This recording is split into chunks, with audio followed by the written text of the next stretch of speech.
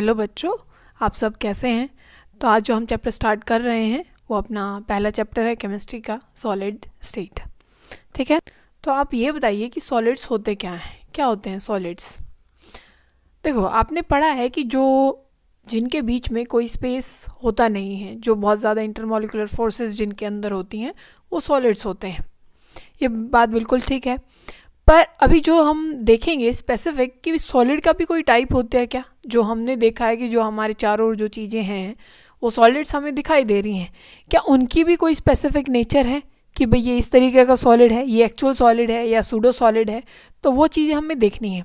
आपको सॉलिड्स की प्रॉपर्टी पता होंगी, भाई कंप्रेसिबल होते नहीं हैं, बीच में स्पेस नहीं होता है, वो सारी चीज़ें हैं। इस चैप्टर में हमें उनकी स्ट्रक्चर के बारे में पढ़ना है, लैटिस कैसी बनाते हैं उनके बारे में पढ़ना है, वो सारी चीज़ें हमें देखनी है। अब ये बताओ कि जो सॉलिड्स होते हैं वो किस तरीके के होते हैं। सॉलिड दो पार्ट में डिवाइड है, एक क्रिस्टलाइन सॉलिड और एक क्या है, अमॉर्फस सॉलिड। आपको ये दो चीज़ें समझनी है। आपको सॉलिड सबको पता है होता क्या है। अब इसकी दो टाइप हैं, एक तो कौन सा है, क्रिस्टलाइन सॉलिड है, एक क्या है, अमॉर्फस सॉलिड है। ट्रू सॉलिड किसको बोला जाता है बच्चों, क्रिस्टलाइन सॉलिड को। किसको बोला जाता है, क्रिस्टलाइन सॉलिड को। और जो सूडो सॉलिड बोला जाता है वो किसको बोला जाता है, अमॉर्फस सॉलिड को। आप अगर लैब में गए हो तो आपने सोडियम को देखा होगा, किसको देखा होगा, Na, सोडियम को देखा होगा। और एक अगर आपने शीशो को, ग्लास को देखा हो तो वो अमॉर्फस सॉलिड में आता है। किस सॉलिड में आता है, अमॉर्फस। तो अगर आपके सामने कुछ रख दिया जाए तो आप कैसे पहचानेंगे कि ये किस तरीके का सॉलिड है, भाई ये क्रिस्टलाइन सॉलिड है या अमॉर्फस सॉलिड है। तो वही कैरेक्टरिस्टिक्स जो ये रखते हैं, ये जो प्रॉपर्टी रखते हैं, वही हमें देखनी है। एक तो जो क्रिस्टलाइन सॉलिड है उसमें एक प्रॉपर अरेंजमेंट होती है। क्या होती है, प्रॉपर अरेंजमेंट है कि भाई अगर आपने जैसे दो बच्चे हैं घर में, आप एक तो आप हैं, एक आपकी बहन है, उन दोनों को बराबर अलमारी दी गई है और उनको बोला गया है भाई अपने कपड़े जचा लीजिए या अपनी बुक्स जचा लीजिए। आपको पता है कैसा, कौन कैसे जचाने वाला है, और वो सेम स्पेस है सबके पास, दोनों के पास क्या है, सेम स्पेस है। पर आपको पता है, हो सकता है भाई कौन कबाड़ी है ये हमें नहीं पता, लड़का भी हो सकता है, लड़की भी हो सकती है। एक तो ऐसे ही कपड़े भाई तय करने की ज़रूरत क्या है, इनको रखने की ज़रूरत क्या है, वो दूर से ही फेंक देगा, और एक बहुत अच्छे से उसको अरेंज करेगा। आपको पता है इस चीज़ का, ठीक है ना। अभी तक समझदार आप हैं, समझ जाएंगे कौन क्या करने वाला है। तो यही है सॉलिड्स में भी, ठीक है। अगर पर्टिकुलर बहुत अच्छी अरेंजमेंट की जाए बच्चों तो वो कौन से सॉलिड्स होते हैं, क्रिस्टलाइन सॉलिड। और जो रैंडम होती है, जो रैंडम होती है, कोई फिक्स्ड अरेंजमेंट नहीं है, वो अमॉर्फस सॉलिड होते हैं। ये आप कैसे समझे, देखो ये आपको दिखाई दे रहा होगा अरेंजमेंट। तो ये होती है किसमें, आपको परफेक्टली कोई स्ट्रक्चर बनती हुई नजर आ रही है, पर यहाँ कोई स्ट्रक्चर नहीं बन रही है। तो ये कौन से होते हैं, अमॉर्फस सॉलिड्स होते हैं, और ये कौन से होते हैं, क्रिस्टलाइन सॉलिड्स होते हैं। बात समझ में। तो शेप के बेसिस पे हमें क्या पता लगा कि इनकी एक डेफिनेट शेप होती है, किसकी, क्रिस्टलाइन सॉलिड्स की। और अमॉर्फस में कोई रेगुलर शेप नहीं होती, रैंडम होता है सब कुछ। अब मेल्टिंग और बॉइलिंग पॉइंट अगर आप देखें, मेल्टिंग पॉइंट देखें, अब यहाँ पे क्या है कि मेल्टिंग पॉइंट में एक प्रॉपर फिक्स्ड मेल्टिंग पॉइंट होता है। अगर हमने, आप क्रिस्टलाइन सॉलिड की बात करें तो आप क्या बोलेंगे, भाई इनका 800 मेल्टिंग पॉइंट है, 800 मेल्टिंग पॉइंट है, 800 पे ये मेल्ट हो जाएगा, तो वो 800 पे ही मेल्ट होगा। ये नहीं है कि भाई 800 से चलता गया और 1000 तक वो मेल्ट हो रहा है, ऐसे नहीं होता है। अमॉर्फस सॉलिड्स में ऐसा ही होता है, उनका कोई एक प्रॉपर एक पॉइंट नहीं होता कि इस पॉइंट पे आके वो मेल्ट होना शुरू हो जाएंगे। वो करते क्या हैं भाई, वो 800 से शुरू हुए वो 1000 तक मेल्ट होते ही जा रहे हैं। तो उनका कोई फिक्स्ड पॉइंट नहीं है कि अमॉर्फस सॉलिड में एक फिक्स्ड मेल्टिंग पॉइंट होगा। क्रिस्टलाइन सॉलिड में ऐसा होता है, भाई अगर 800 है तो 800 पे ही मेल्ट होगा, कोई रेंज नहीं है। अमॉर्फस में क्या होती है, एक रेंज होती है टेम्परेचर की, जिस पे जाके वो क्या होते हैं, मेल्ट होते हैं। अब इनकी क्लीवेज प्रॉपर्टी देखें। क्लीवेज का मतलब क्या होता है, किसी चीज़ को काट दिया जाए। अब अगर आप क्रिस्टलाइन सॉलिड्स को आप चाकू लें, उससे अगर आप काटने की, आप ब्लेड ले लें, उससे काटने की अगर आप कोशिश करते हैं तो इनमें क्लीन कट आता है। क्लीन कट का मतलब क्या है, आपको प्रॉपर शेप दिखाई पड़ती है, कोई उबड़ खाबड़ चीज़ नज़र नहीं आती, प्लेन कट आता है बिल्कुल, ठीक है। पर अगर आप अमॉर्फस सॉलिड्स को काटने की कोशिश करते हैं, जैसे आप ग्लास को अगर काटें तो वहाँ क्या रह जाएगा, ऐसे उबड़ खाबड़ सा हो जाएगा। तो इनकी क्लीन कट नहीं आती। पर अगर आप सोडियम को ऐसे काटते हैं तो वो बिल्कुल क्लीन कट देता है। तो ये क्रिस्टलाइन सॉलिड्स होते हैं। और जो क्लीन कट नहीं देते हैं वो क्या होते हैं, एमोर्फस सॉलिड्स होते हैं। अब देखो हीट ऑफ फ्यूजन, इनकी क्या है, जैसे हमने टेम्परेचर की बात की कि इनमें कोई रेंज नहीं होता, एक पर्टिकुलर पॉइंट होता है, ऐसे ही जो हीट ऑफ फ्यूजन है, जो मेल्टिंग जो इनका रीजन है वो क्या है, एक प्रॉपर होता है, एक डेफिनेट होता है।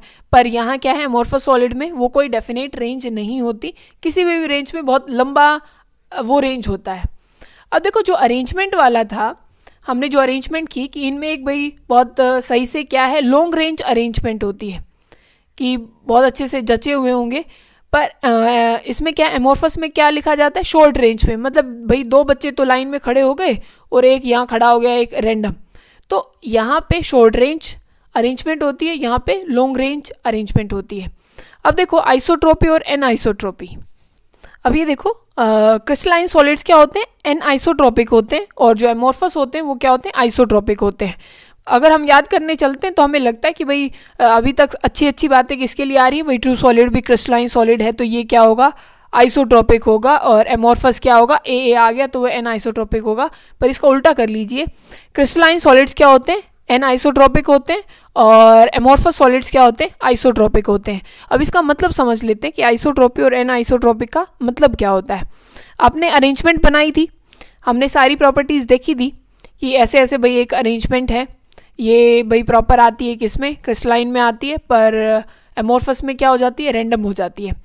पर बच्चों अगर आप ध्यान से देखें, हमने अरेंजमेंट अब ये देखो, ये अरेंजमेंट किसकी दे रखी है, क्रिस्टलाइन सॉलिड की दे रखी है। अब देखो एक पार्टिकल तो वैसे तो फिक्स्ड अरेंजमेंट है, भाई एक ये पार्टिकल है, बड़े वाला पार्टिकल है, एक ये आ गया और ये ब्लू वाला है, यहाँ पे ब्लू वाला है, अरेंजमेंट तो बहुत बढ़िया है। पर अब यहाँ देखो, तब हम इस डायरेक्शन में जा रहे हैं तो आपको क्या दिखाई पड़ रहा है, एक ये बड़ी बॉल है, छोटी बॉल है, बड़ी बॉल है, छोटी बॉल है, तो ये क्या चीज़ आ रही है यहाँ पे, भाई कभी कोई आ गया, एक बार ये आ गया, फिर ये आ गया, फिर ये आ गया। तो जो प्रॉपर्टी है, चाहे आप रिफ्रैक्टिव इंडेक्स निकालें, आप कोई भी तब प्रॉपर्टी निकालने चलते हैं किसी एलिमेंट की, तो वो डिफरेंट आना स्टार्ट हो जाती है, वो एग्जैक्टली नहीं आती। पर यही तब यही काम आप किस में करते हैं, एमोर्फस सॉलिड्स में करते हैं। तो वहाँ क्या था, रैंडम था, वहाँ ऐसा नहीं था भाई एक छोटा जचाया एक बड़ा, ऐसा कुछ नहीं था। तो वहाँ पे क्या होता है, आप तब भी ऐसे कहीं पे भी किसी भी डायरेक्शन में एक लाइन में तब ऑर्डर देखते हैं तो वो फिक्स्ड ऑर्डर नज़र आता है, तो इसी वजह से उनको क्या बोला गया था, आइसोट्रोपिक बोला गया था। ऐसा क्रिस्टलाइन में नहीं हुआ, तब भी आप क्या है, किसी भी डायरेक्शन में जा रहे हैं, तभी आप किसी भी डायरेक्शन में मूव कर रहे हैं। तो देखिए यहाँ पे तो क्या आ गए, सारे ब्लू वाले पार्टिकल्स आ गए, और यहाँ पे क्या हुआ, एक रेड वाली बॉल है, एक ब्लू वाली है, रेड वाली है, ब्लू वाली है, तो और इसमें भी ऐसे ही हुआ, सारी ब्लू वाली आ गई, यहाँ पे रेड वाली आ गई। तो यहाँ क्या है कि किसी भी डायरेक्शन में जाने पे एक सिमेट्री नहीं मिल पा रही है हमें, ठीक है ना। तो यही क्या होता है, एन आइसोट्रोपी जो प्रॉपर्टी है भाई कि अलग अलग डायरेक्शन में जाने से वो चेंज हो रही हैं, तो उसी को हम क्या बोलते हैं, एन आइसोट्रोपिक। और जो आइसोट्रोपी मतलब आपको सेम मिलेगी, आप ये किस में है, ठीक है। ये हमने समझ ही लिया कि ऑर्डर अरेंजमेंट इसमें क्या है, लॉन्ग रेंज है, बहुत लंबे आप चलते जाएंगे तो सारे बच्चे बिल्कुल लाइन में खड़े हैं सारे के सारे। पर इसमें क्या है, शॉर्ट रेंज में है कि भाई दो सीधे खड़े हो गए और कहीं कहीं खड़े हैं, तो ये है शॉर्ट रेंज और लॉन्ग रेंज, ठीक है। अब ग्लास को सुपर कूल्ड लिक्विड बोला जाता है, एमोर्फस को सुपर कूल्ड लिक्विड बोला जाता है। ऐसा क्यों होता है, अगर आप बच्चों गर्मियों में देखें, एक तो ग्लास नया नया लगता है, ठीक है ना, शीशा नया नया तब लगता है, तो वो बिल्कुल एक शेप आपको दिखाई पड़ेगी। पर जैसे जैसे समय बीतता है, या आपने देखा होगा थोड़ी सी ग्लास में मिल्कीनेस, सफ़ेद सा रंग आना शुरू हो जाता है, और शीशा क्या है, नीचे से तो मोटा हो जाता है, यहाँ से तो मोटा हो जाता है और ऊपर से पतला होना शुरू हो जाता है, ठीक है। तभी बच्चे उनको उखाड़ उखाड़ के फेंक देते हैं स्कूलों में, वो बहुत जल्दी निकल जाते हैं क्योंकि वो बहुत ढीले हो जाते हैं, क्योंकि यहाँ पहले तो फिट लगाया गया था, पर यहाँ से वो समय के साथ क्या है, वो नीचे उसका ज़्यादा वो बढ़ता गया और ऊपर से क्या है, वो पतला होता गया। तो ये किसकी वजह से है, क्योंकि अब जो बिल्डिंग्स हैं, अब ये तो है नहीं भाई हम शीशों को ढक के रखते हैं, ऐसा तो होता नहीं है, तो बहुत हाई टेम्परेचर में भी रहते हैं वो गर्मियों में, और बहुत लो टेम्परेचर पे भी रहते हैं। तो इसी वजह से क्या है, वो टेम्परेचर के साथ साथ जो नीचे है जो ग्लास, वो इकट्ठा होना शुरू हो जाता है और वो मोटा हो जाता है। इसी वजह से हम उसको सुपर कूल्ड लिक्विड भी बोल रहे हैं, जो कि है वो सॉलिड के अंदर, पर मैकेनिज्म उसके अंदर कुछ और ही चल रहा है, ठीक है ना। तो ये जो मिल्कीनेस आती है वो किसकी वजह से, जो हाई और लो टेम्परेचर होता है बार बार, क्योंकि सर्दी भी आती है गर्मी भी आती है, इसी वजह से ऐसा होता है, और जो ये ग्रिथ बढ़ी, ये जो मोटापा बढ़ा ग्लास का, वो भी इसी वजह। अब एमोर्फस सॉलिड्स में कौन कौन आते हैं, जैसे ग्लास है, रबर है, प्लास्टिक है, ये सारी किस चीज़ में आ गए, ये क्या होते हैं, सारे एमोर्फस सॉलिड्स होते हैं। अब हमें आगे जो पढ़ना है सारा, वो किसके बारे में पढ़ना है, क्रिस्टलाइन सॉलिड, क्योंकि ट्रू सॉलिड तो वही घोषित हुए हैं अभी, ठीक है। तो उसी के बारे में हमें पढ़ना है कि क्या क्या चीज़ें हैं उसकी, वो किसी टाइप का भी है अलग अलग वे में, तो वो हम देखते हैं। तो बच्चों कौन कौन से हैं क्रिस्टलाइन सॉलिड में, एक होता है मॉलिक्यूलर सॉलिड। क्या है मॉलिक्यूलर सॉलिड, फिर कौन आता है आयनिक सॉलिड, फिर आते हैं मेटेलिक सॉलिड्स, फिर आते हैं कोवेलेंट सॉलिड्स, ठीक है ना। अब आपको याद भी होना चाहिए ये कैसे कैसे हैं मॉलिक्यूलर, आप इनके इनिशियल लिख लीजिए एक बार। एक क्या है, एम है, फिर क्या है, आई है, फिर से एम आया और फिर सी आया, ठीक है। इसको आप बना सकते हैं, ये एम है, इधर लिख लेना आई, ये माइक बन जाएगा, है ना, ठीक है। और ऊपर एक एम मतलब एम स्क्वायर, और ये आई सी, समझ गए। आप किसी भी तरीके से याद रखना चाहें, आपको याद होना चाहिए भाई चार थे, वो कौन कौन से थे। एक क्या है मॉलिक्यूलर है, एक मेटेलिक है, एक आयनिक है, और एक कोवेलेंट, क्योंकि ये दो तो बॉन्डिंग के टाइप ही होते हैं, तो ये आपको याद होने चाहिए। आयनिक बॉन्ड होता है, एक कोवेलेंट बॉन्ड होता है, और बॉन्डिंग तो मेटेलिक भी होती है, ठीक है। तो ये तो बॉन्डिंग में ही आ जाते हैं, एक मॉलिक्यूलर सॉलिड होते हैं। तो ये चार तरीके के होते हैं। अब मॉलिक्यूलर सॉलिड खुद तीन तरीके का होता है। मॉलिक्यूलर सॉलिड मतलब एम को हमने फर्दर डिवाइड कर लिया, मॉलिक्यूलर सॉलिड खुद तीन पार्ट में डिवाइडेड है। कौन कौन से पार्ट में है, देखो आप मॉलिक्यूल किसको मानते हैं, जैसे कि आपके पास भाई Cl2 का मॉलिक्यूल है, आपके पास I2 का मॉलिक्यूल है, आपके पास HCl का मॉलिक्यूल है, ठीक है ना। तो ये मॉलिक्यूल हुए। अब इसमें क्या है कि भाई वो किस तरीके की उनके अंदर बॉन्डिंग है, मॉलिक्यूल में कैसा हो सकता है वो, या तो कैसा हो सकता है बच्चों पोलर हो सकता है, या फिर कैसा हो सकता है नॉन पोलर हो सकता है, या फिर उनमें कैसी बॉन्डिंग हो सकती है, हाइड्रोजन बॉन्डिंग हो सकती है, ठीक है। तो जो मॉलिक्यूलर सॉलिड्स हैं वो पोलर, नॉन पोलर और हाइड्रोजन बॉन्डिंग।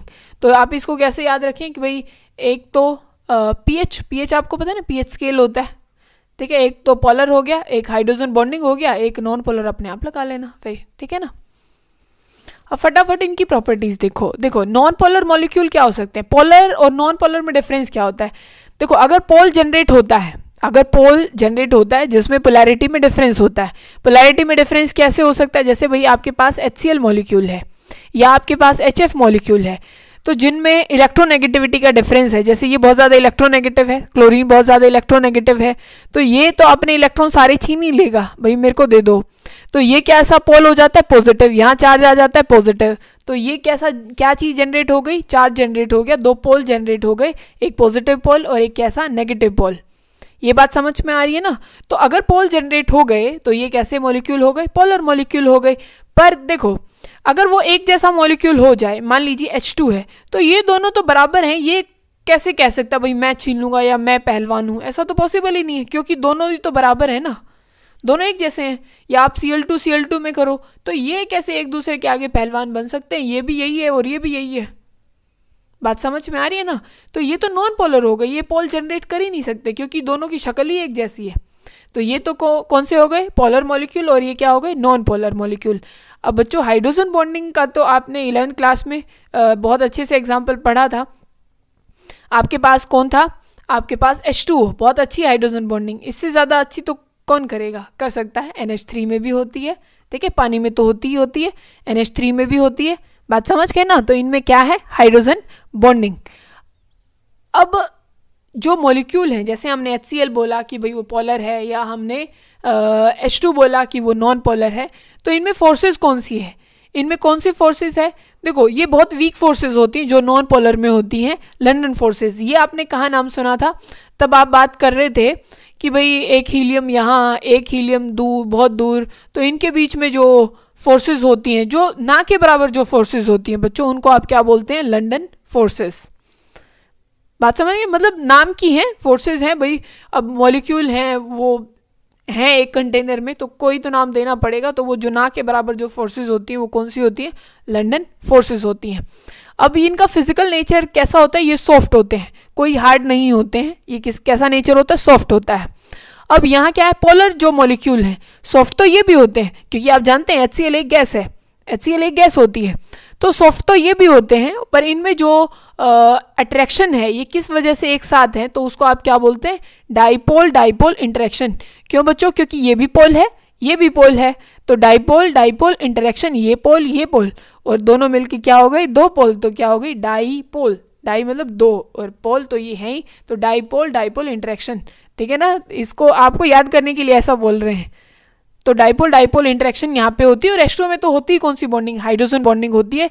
तो जैसे आइस है, आप जानते हैं कि वो कैसी होती है, हार्ड होती है।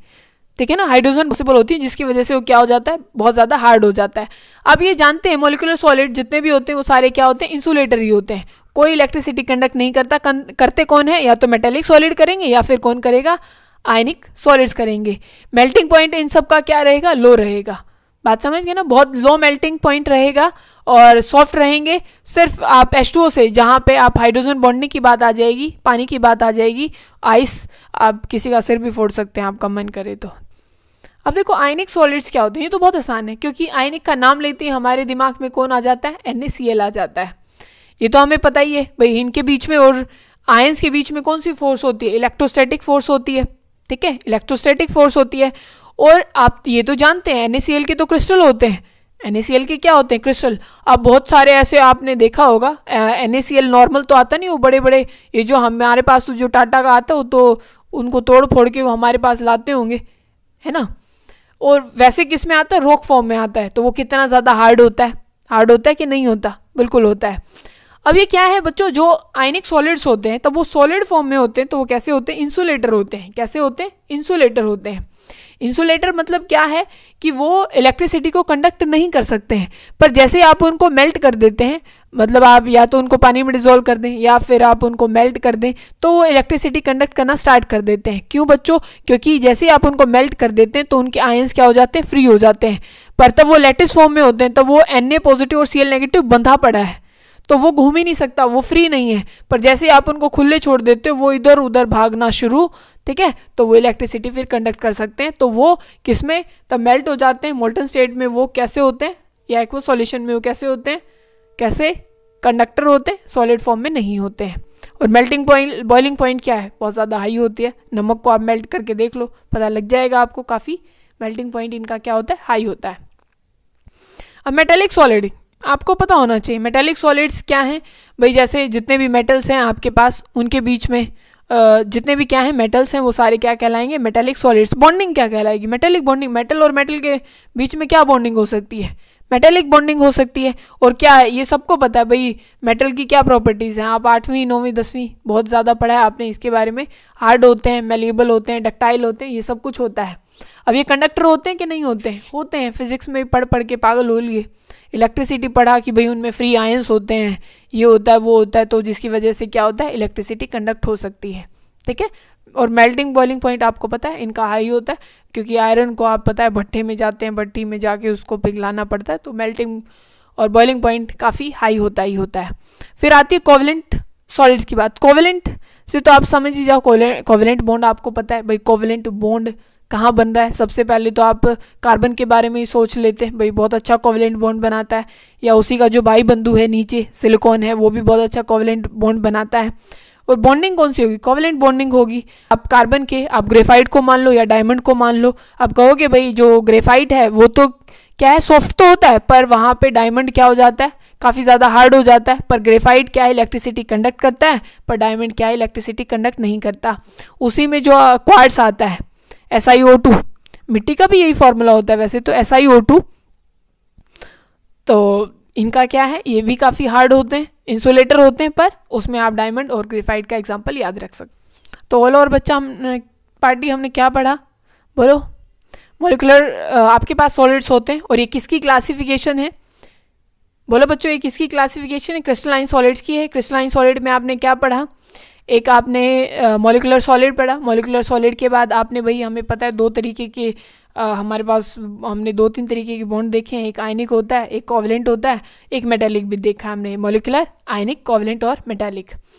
मॉलिक्यूलर में आपने 3 हिस्से कर दिए, उसमें आपको याद है भाई हमने pH कर दिया, P और H, और इसी का नॉन पोलर निकाल लो, क्योंकि ये पोलर है ये नॉन पोलर है, तो ये क्या है, हाइड्रोजन बॉन्डिंग है। इतना समझ में आ रहा है।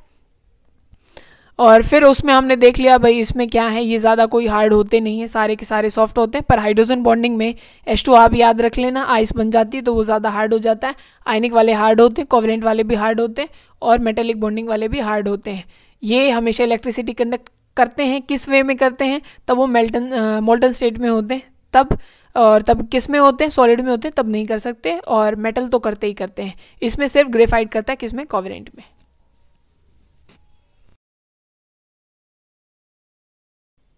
हेलो बच्चों, तो अभी हम नेक्स्ट अपना टॉपिक स्टार्ट करते हैं जिसका नाम है क्या, यूनिट सेल।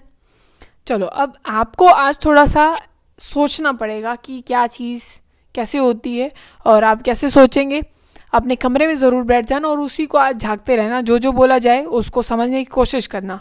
मतलब थोड़ा सा आपको अपनी जो सोचने की जो आपके पास पावर है वो थोड़ी सी लगानी पड़ेगी, ठीक है ना।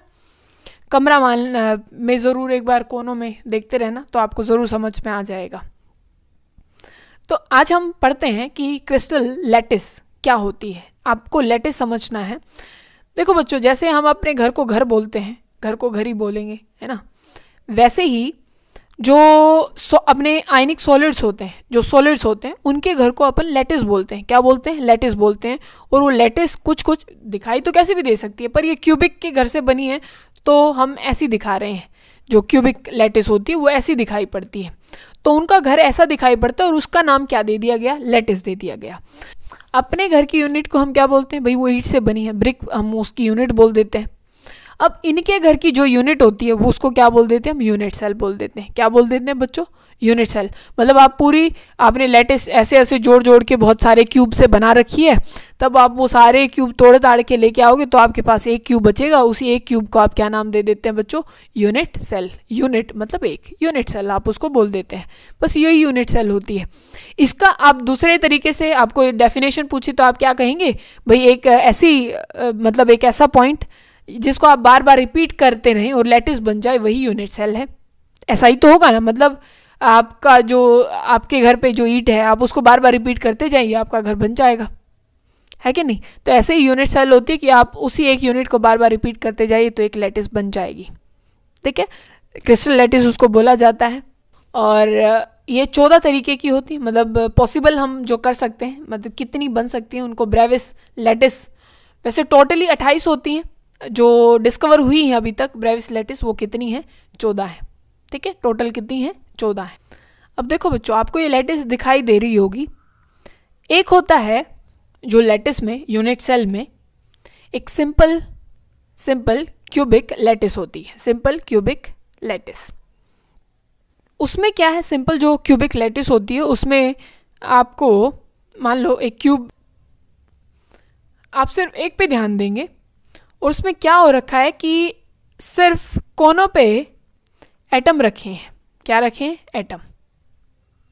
मतलब आपके पास क्यूब है और वहाँ सिर्फ आप अपने कमरे को एज्यूम करें, और कमरे में हर कोने पे एक सेब रख दिया गया। आप ये मान लीजिए, आप अपने कमरे को ध्यान से देखें, कोने कितने हैं आपके कमरे में, कितने कोने हैं, गिनिए एक बारी, कितने हो गए। ये 1 हो गया, 2 हो गए, 3, 4, ये 5, 6, 7 और 8 कोने होंगे। तो आपके रूम के हर कॉर्नर पे एक क्या रख दिया गया है, सेब रख दिया गया है। तो हमने क्या कर दिए, वे सेब चिपका दिए। तो आपको दिख रहा होगा कि ये क्या है, ये कॉर्नर्स बोले जाते हैं। आप इनका थोड़ा इंट्रोडक्शन ले लीजिए। और इसको क्या बोला जाता है, ये एज बोला जाता है। ये जो आपको लाइन दिखाई दे रही है एक कॉर्नर से दूसरे कॉर्नर को जो जोड़ रही है आपके रूम के, उसको बोला जाता है एज, ठीक है। एज लेंथ की हम उसको बात करेंगे। अब फेसेस गिन लीजिए कितने हैं, फेस कौन कौन से हैं। एक फेस ये रहा ऊपर वाला, और ये क्या है, ये दूसरा, ये तीसरा, चौथा, पांचवा, और एक ये छठा। तो कितने फेसेस हैं, फेस है एक ये रहा, 2, ये 3, और ये 4, और एक ऊपर वाला और एक ही नीचे वाला, 6 फेसेस हैं। फेस कितने हैं, 6 हैं। और कॉर्नर कितने हैं, 8 है। और ये एजेस आपको दिखाई पड़ रहे होंगे, ठीक है ना। ये जितनी लाइन खींची हुई ये सारी क्या है, एज लेंथ। अब बच्चों यहाँ से यहाँ आपके एक कमरे के कोने से और नीचे चलते जाओ और ये दूसरे कॉर्नर पे जोड़ दो, इसको बोलते हैं आप बॉडी डायगनल। क्या बोलते हैं बच्चों, बॉडी डायगनल। मतलब एक कोने से एक कुछ रस्सी लटकाओ और उसको उठा उठा के पकड़ पकड़ के और दूसरे कोने पे चिपका दो अपोजिटली। तो ये क्या होता है, बॉडी डायगोनल। क्या होता है, बॉडी डायगोनल। और अगर फेस कौन सा होता है, आपके एक कमरे का फेस कौन सा है या इस क्यूब का फेस कौन सा है, ये पूरा का पूरा ये क्या है, एक फेस है, ये एक फेस है। तो अगर इसके एक कॉर्नर से और ये नीचे वाली उसी के अपोजिट फेस वही है तो उसको आप क्या बोलेंगे, फेस डायगोनल। ठीक है ना, मतलब एक आपको ये आपका रूम का बिल्कुल फ्रंट दिखाई दे रहा होगा, ये फेस दिखाई दे रहा है, तो इसमें इस कॉर्नर पे लो और यहाँ से ऐसे पकड़ के खींच लाओ तो ये क्या है, फेस डायगोनल है। पर एक कॉर्नर से और अपोजिट कॉर्नर में नीचे उतार लाओ तो वो बॉडी डायगोनल होता है। तो आपको कॉर्नर पता होने चाहिए, एज पता होना चाहिए, आपके जो रूम के हैं या क्यूब के हैं उसके फेस पता होने चाहिए, बॉडी डायगोनल पता होना चाहिए और फेस डायगोनल पता होना चाहिए। ठीक है ना, तो आपने पूरे घर का टूर ले लिया होगा। अब देखो ये क्या है, ये लेंथ है जो आप ये ए दे रखा है, ये बी दे रखी है और ये सी दे रखी है। अब ये ऐसे क्यों, आप फिक्स्ड आप मान सकते हैं, आप अपने मर्जी से भी मान सकते हैं। ये जो एंगल बना रखे हैं कि एक अल्फा है, एक बीटा है और एक गामा है, इनको बोलते हैं इंटरफेशियल एंगल। इंटरफेशियल मतलब दो फेसेस के बीच का, दो फेसेस के बीच का, जो फेसेस के बीच में जो एंगल होता है, जो फेस हैं उनके बीच का जो एंगल होता है उनको क्या बोलते हैं हम, इंटरफेशियल एंगल। तो ये जो फेस है इनके बीच में जो एंगल है उनको क्या बोला जाता है, इंटरफेशियल एंगल। जो हम किसे रिप्रेजेंट कर रहे हैं, ए के सामने अल्फा और बी के सामने बीटा, सी के सामने ये गामा। तो जो फेसेस के बीच में जो एंगल होता है वही क्या होता है, इंटरफेशियल एंगल्स होता है। इंटरफेशियल एंगल उसको बोला जाता है। एक आपके पास हमने क्या बोला था कि सिंपल यूनिट सेल होती है। सिंपल यूनिट सेल में क्या, सिंपल यूनिट सेल में आपको क्या करना है, सिर्फ जो सेब रखने हैं वो अपने रूम के कॉर्नर्स में रखने हैं। हर रूम के किस में रखने हैं, कॉर्नर में रखने हैं। आपने रखा, हर रूम के कॉर्नर में एक सेब रख लो, आपने रखा। अब क्यों रखा है, ये क्यों रखे गए हैं, अब उसको ध्यान से समझना। आपको करना क्या है, अब आपको ये डिसाइड करना है कि कंडीशन ये लगाई गई कि भाई आपको ये जो सेब रखा है, आप एक कॉर्नर को मान के चलें, ये जो सेब रखा है आपको इसका वही हिस्सा मिलेगा, आपको इसका वही हिस्सा मिलेगा जो आपके रूम में क्या होगा, आपके जो रूम में आपके हिस्से आएगा वही आपको मिलने वाला है। अच्छा, और किसके पास जाएगा, ये पूरा सेब आपको नहीं मिल रहा तो ये किसको मिलने वाला है। कंडीशन ये लगाई गई कि जो भी आपके रूम की जो दीवारें हैं उस कॉर्नर से जो भी अटैच होगा, उस कॉर्नर से आपके जो रूम का जो कॉर्नर है उससे जो भी अटैच होने वाला है सबके पास बराबर बराबर हिस्सा जाएगा इस सेब का। ठीक है, मान लीजिए आपके जो रूम का कॉर्नर है उससे सिर्फ एक तो ये आपका रूम और एक किसी और का रूम, तो आधा सेब आपके पास जाएगा, आधा किसी और के पास जाएगा। अगर क्या है, आपके इस रूम के कॉर्नर से अगर 4 जुड़े हैं, मतलब एक आपका खुद का है, एक किसी और का है, एक कोई और आ गया, एक मतलब 4 जुड़े हैं, तो वो सेब कितने हिस्सों में डिवाइड हो जाएगा, 4 में। अब आपको क्या देखना है कि आपके इस रूम के कॉर्नर से कितने और कमरे जुड़े हुए हैं, तो सेब का बंटवारा उतने हिस्सों में ही होगा, तो आपको उतना ही मिलेगा। अब इसको ध्यान से देखना, थोड़ा सा अपना दिमाग लगाना। मान लीजिए ये आपका कमरा है, ये वाला, और ये आप उस सेब की बात कर रहे हैं। तो इस कमरे पे देखो, एक तो आपका रूम ये है, एक तो ये आपका खुद का रूम, एक ये वाला रूम इससे जुड़ा है, एक ये पीछे वाला रूम इससे जुड़ा है, एक ये पीछे वाला। 4 तो ये हो गए, 4 हो गए कि नहीं हो गए, एक ये, 2, 3 और ये 4। अब बच्चों इतने ही रूम क्या होंगे, ऊपर की तरफ भी होंगे। इतने ही रूम क्या हैं, ऊपर की तरफ होंगे कि नहीं होंगे। एक यहाँ पे बना लो, एक ये बना लो, तो कितने रूम हो गए। एक यहाँ इस साइड भी तो होगा ना, इस साइड भी होगा, तो कितने रूम टोटल आपके रूम से जुड़े हुए हो गए, 8 रूम। इस रूम पे इस कोने से आप किसी भी कोने पे ले लीजिए, आपके किसी भी रूम के एक कोने से कोई 8 रूम और जुड़ सकते हैं, मतलब आपका खुद का भी और 7 और। तो आपको उस पूरे सेब में से कौन सा हिस्सा आपके हिस्से में आने वाला है, 1/8, क्योंकि 8 और है ना, 8 और हैं। तो इतने ही आपके रूम में कितने सेब रखे हुए हैं, कितने हैं, 8 थे, क्योंकि 8 कॉर्नर हैं, 8 कॉर्नर हैं, और आपको हर सेब से कितना हिस्सा मिला, 1/8, और टोटल सेब कितने रखे हुए, 8। तो आपको टोटल कितना सेब मिल गया, ऑल ओवर 1। तो आपका जब आप सिंपल क्यूबिक लैटिस में तब आप अपना कंट्रीब्यूशन देखते हैं कॉर्नर्स में एटम का टोटली, तो कितना होता है? एक। आपको एक एटम ही टोटली रूम के अंदर दिखाई देने वाला मेल जोल करके, ठीक है ना, क्योंकि हर कॉर्नर पे और 7 रूम जुड़े हुए हैं, आपको सिर्फ उसका 1/8 मिलने वाला है, ठीक है। और फिर एक लैटिस आती है जिसको हम बोलते हैं BCC। BCC का मतलब क्या है?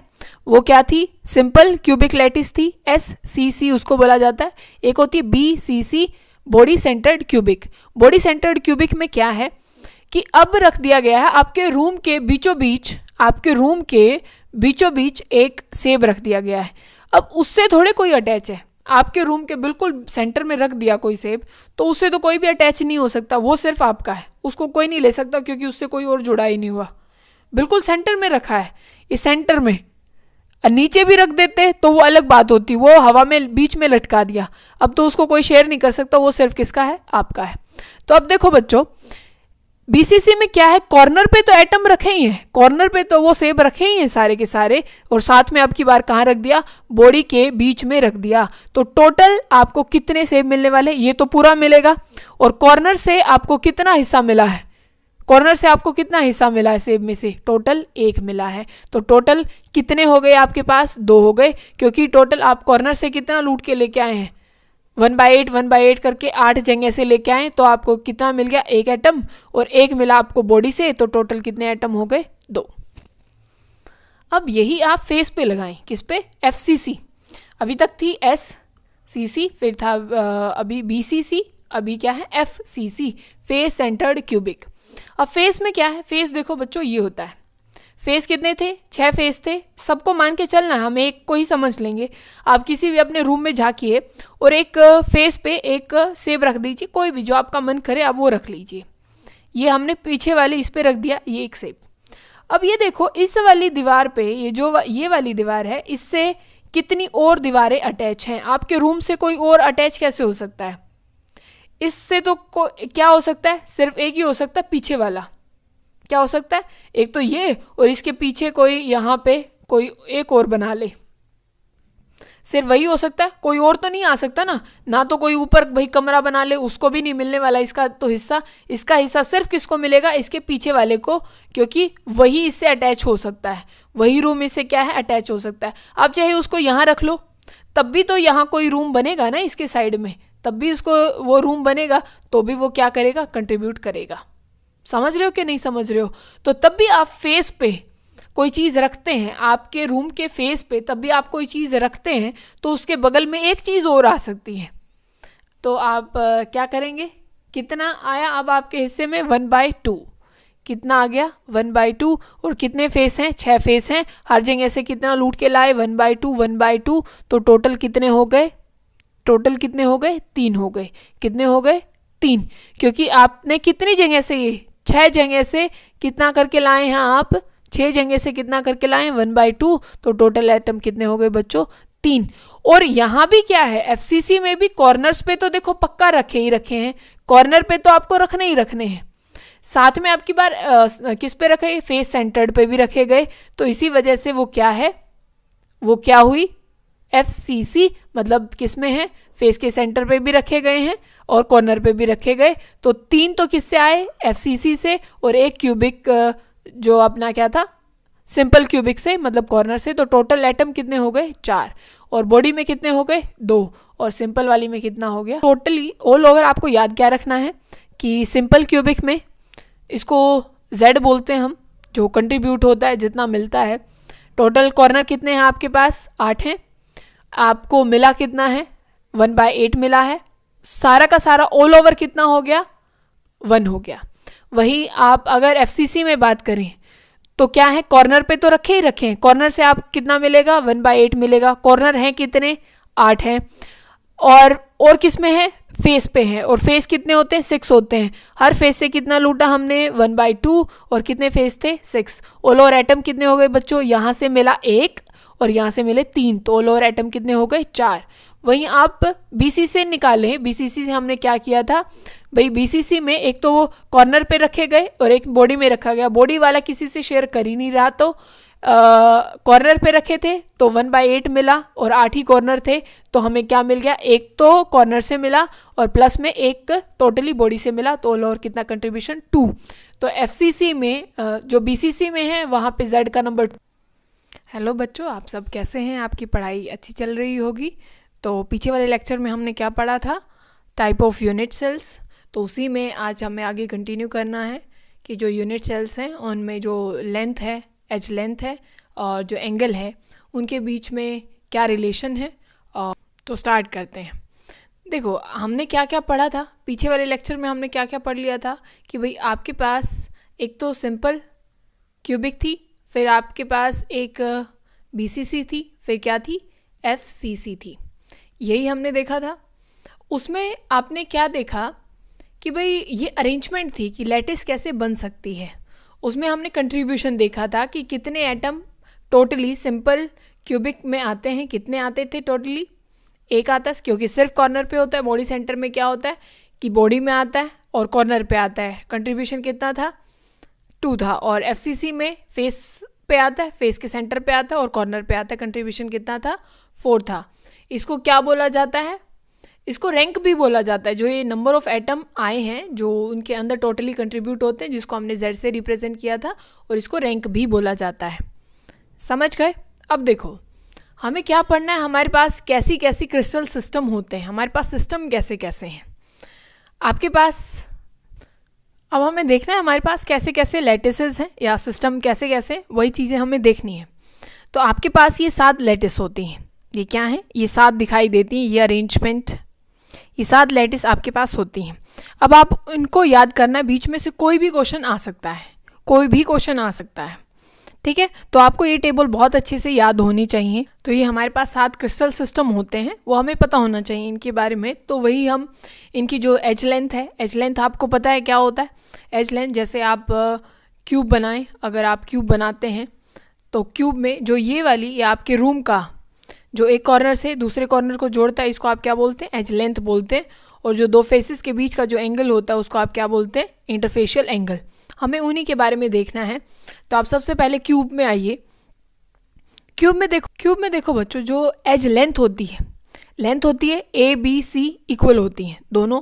मतलब तब भी आप क्यूब बनाते हैं तो जो लेंथ है, ब्रेड्थ है, हाइट है, सब कुछ क्या है, बराबर होता है। ABC सब कुछ क्या होता है, बराबर होता है।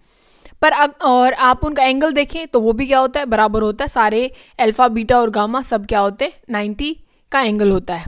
यही हमने देखा था। जो इंटरफेशियल आपको क्यूब आपने सबने देखा है, तो जो आप लेंथ और ब्रेड्थ सब कुछ जो देखते हैं वो सब कुछ बराबर होगा। A, B और C सब बराबर होंगे, और जो एंगल भी होगा वो भी क्या होगा, बराबर होगा आपस में, ठीक है। फिर क्या है, टेट्रागोनल है, ऑर्थोरोम्बिक है, हेक्सागोनल है, रोम्बोहेड्रल है, मोनोक्लिनिक और ट्राइक्लिनिक। अब देखिए आपको कोशिश करनी है, आप इतना सब कुछ दिमाग में वैसे नॉर्मली नहीं रह सकता है, तो आपको कोई भी ट्रिक बना के या कैसे भी, वही हम देखेंगे कि हम इसको याद कैसे कर सकते हैं।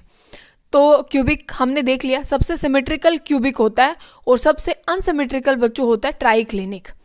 ट्राइक्लिनिक मतलब सब कुछ क्लीन आप याद करने के लिए कि ट्राइक्लिनिक, जिसमें ABC तीनों बराबर नहीं हो, कोई बराबर नहीं होता आपस में, ठीक है। और एंगल भी क्या है, बराबर नहीं होते।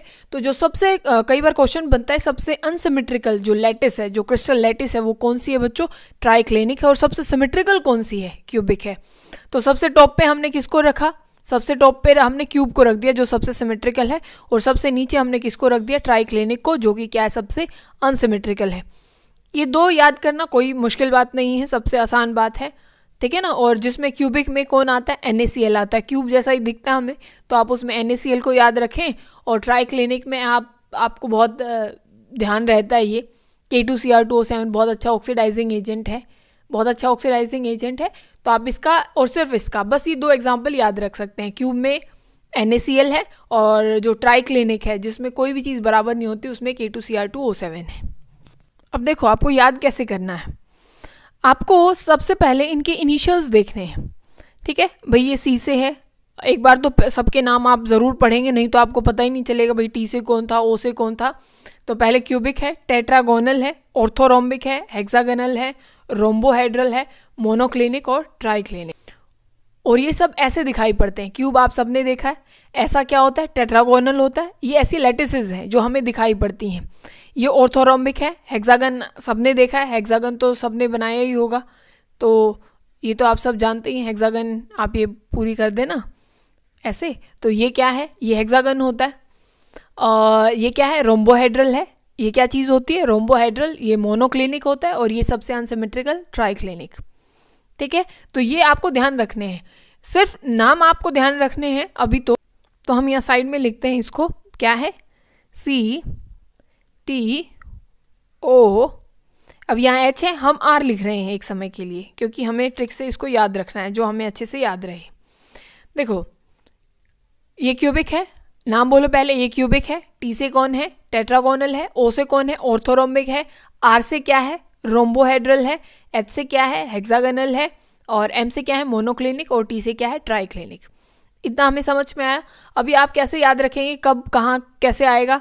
देखो ये है CT, ठीक है। एक तो शहर होता है सिटी, एक सीटी बजाना होता है। आप जिस तरीके से याद रखना चाहें, दोनों आप जो भी बनाएंगे आपको बस याद रहना चाहिए।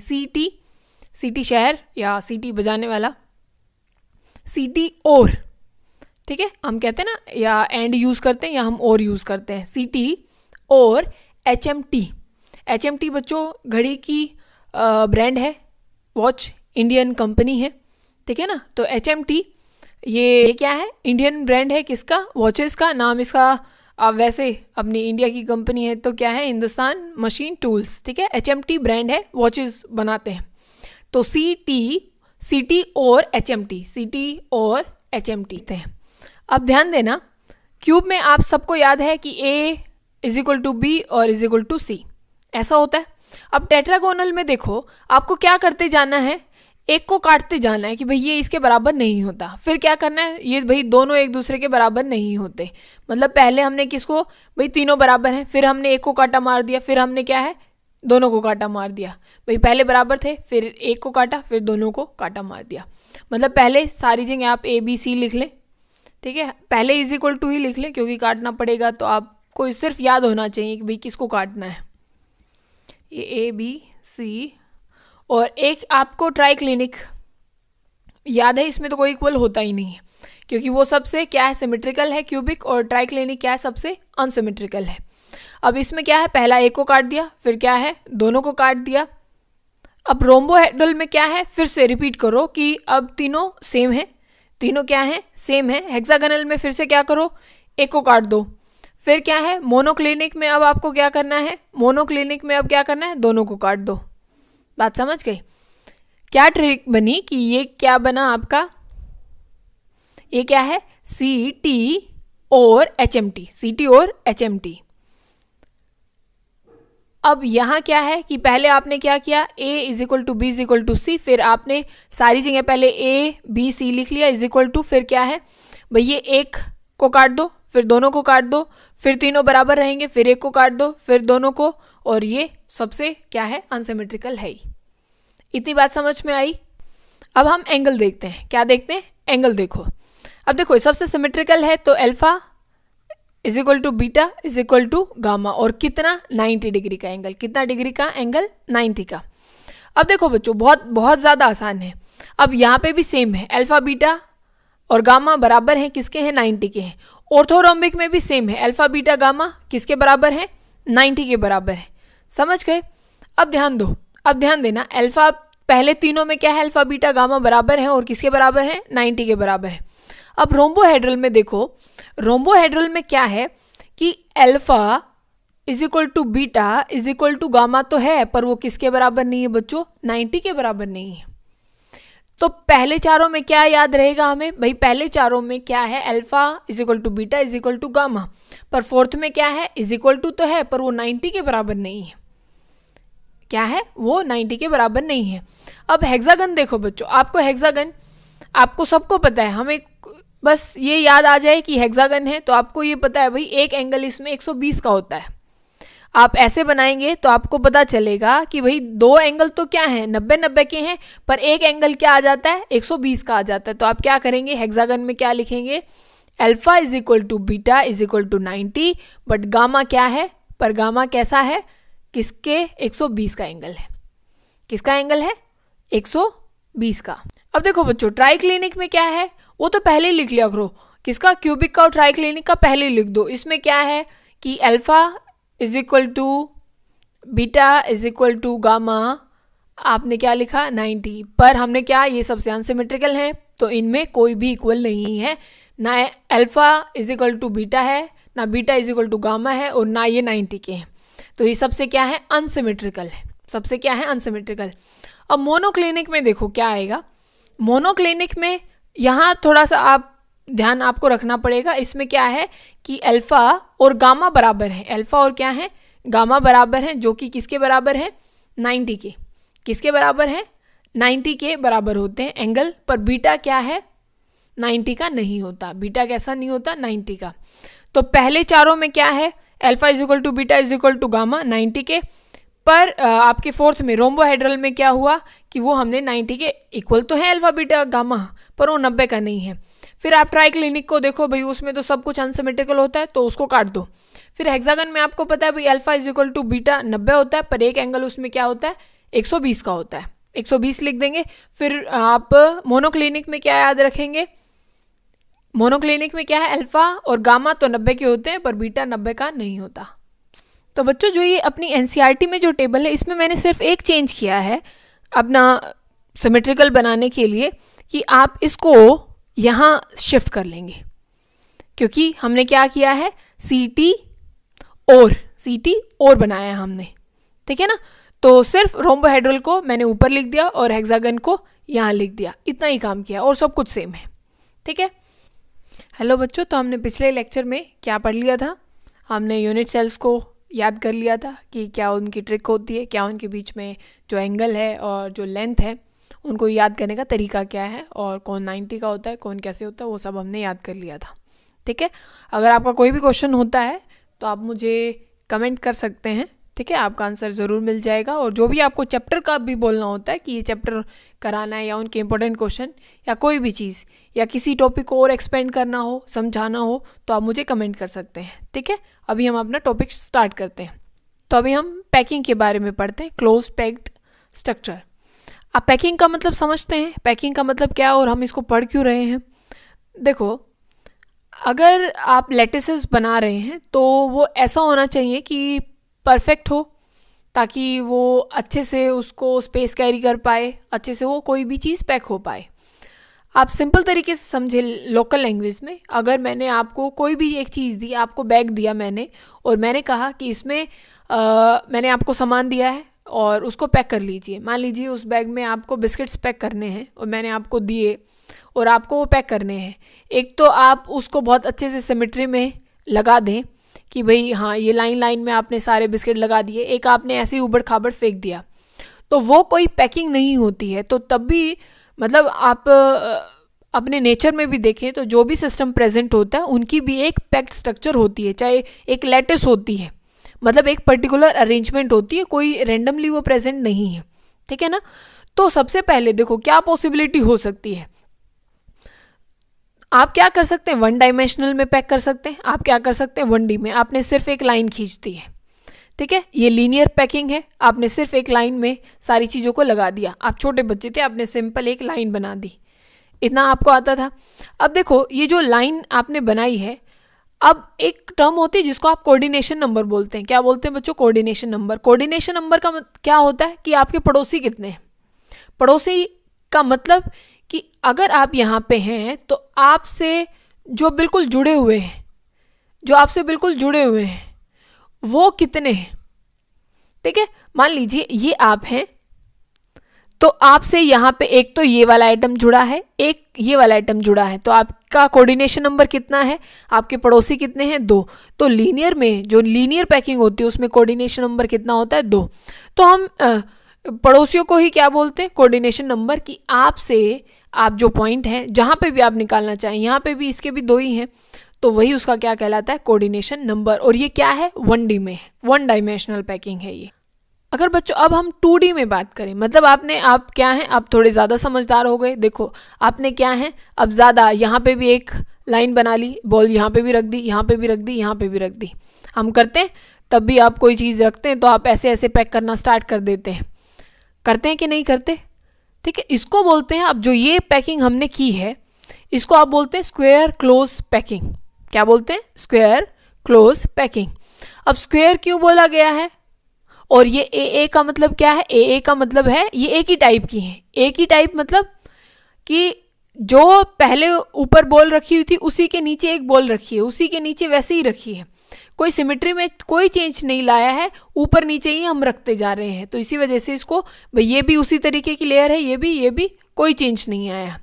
तो अब देखो बच्चों ये स्क्वायर क्यों है? मान लीजिए आपको यहाँ कोऑर्डिनेशन नंबर निकालना है, आपने ये लगा लिया, ये पॉइंट आपको इस पॉइंट का निकालना है, ठीक है ना, इसका निकालना, आपको इस वाली बॉल का निकालना है, ठीक है ना, इस वाली का, इस वाली बॉल से कौन कौन अटैच है? ध्यान से समझ देखो, एक तो ये वाला अटैच है, एक ये वाली बॉल अटैच है, एक ये वाली और एक ये वाली। क्या कोई और अटैच है? कोई और अटैच नहीं है। अब इनको मिला दो एक बारी, इस बॉल को इससे मिला दो, इसको इस वाली से, इसको इस वाली से, और ये बताओ क्या बन गया बच्चों? स्क्वायर ही तो बना ना। तो इसी वजह से हम इसको क्या बोलते हैं? Square close packing. अब इसका कोऑर्डिनेशन नंबर कितना है? आपको पता लग गया होगा। कोऑर्डिनेशन नंबर कितना है? 4 है, क्योंकि इसके पड़ोसी कितने हैं? 4 है, 4 से जुड़ा हुआ है। अब यहाँ देखो, इसको बोलते हैं हेक्सागोनल क्लोज पैकिंग। और इसमें ए बी क्यों लिखा बच्चों? ए और बी क्यों लिखा है? मान लो आपका मन किया कि नहीं मैं तो अब और अच्छे से पैक करूँगा, मतलब थोड़ा डिज़ाइन बनाऊंगा, ये तो पागल बच्चों वाले काम है, छोटे छोटे बच्चे करते हैं, मैं थोड़ा और अच्छा बनाऊंगा। तो आपने क्या किया कि ये जो बीच में मुझे जगह दिखाई दे रही है ना, ये जो मैं दूसरी लेयर यहाँ रखूँगा ऐसे, तो आपने ऐसे रखना शुरू कर दिया बॉल्स को। तो अब ये देखो बच्चों, जहाँ पे जैसे पिछली बारी क्या था, जो बॉल ऊपर थी उसी के नीचे हमने एक रख दी, क्या इस वाली में हमने ऐसा किया है? नहीं किया। इसमें क्या है, जहाँ पे ये बॉल है उसका जो स्पेस है, मतलब एक लाइन हमने जो बनाई है उसके जो स्पेस बचा है हमने वहाँ पे उस बॉल को रखा है। बात समझ गए ना? तो ये होता है भाई, एक ए लेयर है, एक दूसरी वाली लेयर है, तो ए और बी, इसको वापस से ए नाम क्यों दिया गया है? देखो जहाँ पे ये बॉल है उसी के नीचे ये बॉल है, देखो है ना, एक जैसी है, तो इसका नाम क्या रख दिया गया? इसका भी ए है। अब बी, इसको क्यों बी बोल दिया गया? क्योंकि ये भी बी थी। इसका नाम क्यों है? देखो जहाँ पे ये वाली है वहीं पे तो ये वाली बॉल है, यहाँ पे ये है, उसी के नीचे ये और ये, ठीक है ना। अब यहाँ पे आप कोई भी एक बॉल मान लीजिए, यहाँ पे क्या है, आप कोई भी एक बॉल मान लीजिए हम ये मान लेते हैं, ठीक है ना, ये वाली बॉल हमने मानी ए, ये वाली। अब इससे देखो कौन कौन जुड़ा हुआ है, आपको दिख रहा है ये भी जुड़ा हुआ है, ये अटैच है कि नहीं है? आपको दिख रहा है ये भी जुड़ा हुआ है, ये भी जुड़ा हुआ है, जुड़ा है कि नहीं? और ये वाला भी और ये वाला भी। अब इनको जोड़ दो आपस में, इनको भी जोड़ दो, फिर देखते हैं क्या रिलेशन बनता है। ये जुड़ गया, ये अभी कितने हो गए बच्चों? देखो एक ये है, तो ये कितने? 6 जने हो गए, 6 जुड़े हुए हैं। तो इसी वजह से इसको क्या बोलते हैं? Hexagonal close packing. और जो स्क्वायर क्लोज पैकिंग होती है वो होती है ए टाइप की, और जो हेक्सागोनल क्लोज पैकिंग होती है बच्चों वो कैसी होती है? ए बी टाइप की। मतलब अगर आप एक लाइन ऐसे रख दें ऐसे, और उनके जो वॉइड होता है, जो बीच में जगह होती है, उनके बीच में अगर आप बॉल रखते हैं, तो अगर ऐसी पैकिंग आप अपने घर पे भी करना शुरू करते हैं तो वो पैकिंग कैसी हो जाएगी? हेक्सागोनल क्लोज पैकिंग, ठीक है ना। और कोऑर्डिनेशन नंबर कितना है? 6 है, क्योंकि 6 अटैच है साइड में। अब बच्चों हम क्या करते हैं, जो 3 डायमेंशनल होती है, जो 3D पैकिंग होती है, अब हम वो कर रहे हैं। 3D में क्या है, थोड़ा सा आपको समझना पड़ेगा, ऐसे चीज़ समझ में तो नहीं आएगी। अब 2 टर्म और हैं जो हमें यहाँ समझनी पड़ेगी। वॉइड क्या होते हैं, पहले बताओ वॉइड क्या होते हैं। देखो वॉइड वो खुद ही बता रहा है, वैसे तो वॉइड भाई मैं खाली हूँ, वॉइड खाली है, वो स्पेस जो खाली बच जाता है उसको आप वॉइड बोलते हैं। आपने ऐसी कोई बॉल रखी है और तीसरी बॉल आपने ऐसे रखी, तो ये जो स्पेस बच गया ना बच्चों, इसको आप क्या बोलते हैं? वॉइड बोलते हैं। अब जो हमने स्पेस बचाया, ध्यान से देखना, ध्यान से समझना आप, अगर एक बॉल ऐसे है, 3 बॉल आप खुद से रख लीजिए, 3 बॉल आप खुद से रख लीजिए, 3 बॉल तो आपके पास भी होंगी। ये जो बीच में जो स्पेस बच रहा है, आप देखो, आपको ये स्पेस दिख रहा है, ये वाला जो स्पेस आपको नजर आ रहा है, ये वाला, ये वॉइड होता है। और बच्चों इस वॉइड की शक्ल देखो ऐसी बनी है, ऐसी वॉइड की शक्ल बनी है। तो इसको आप क्या बोलते हैं?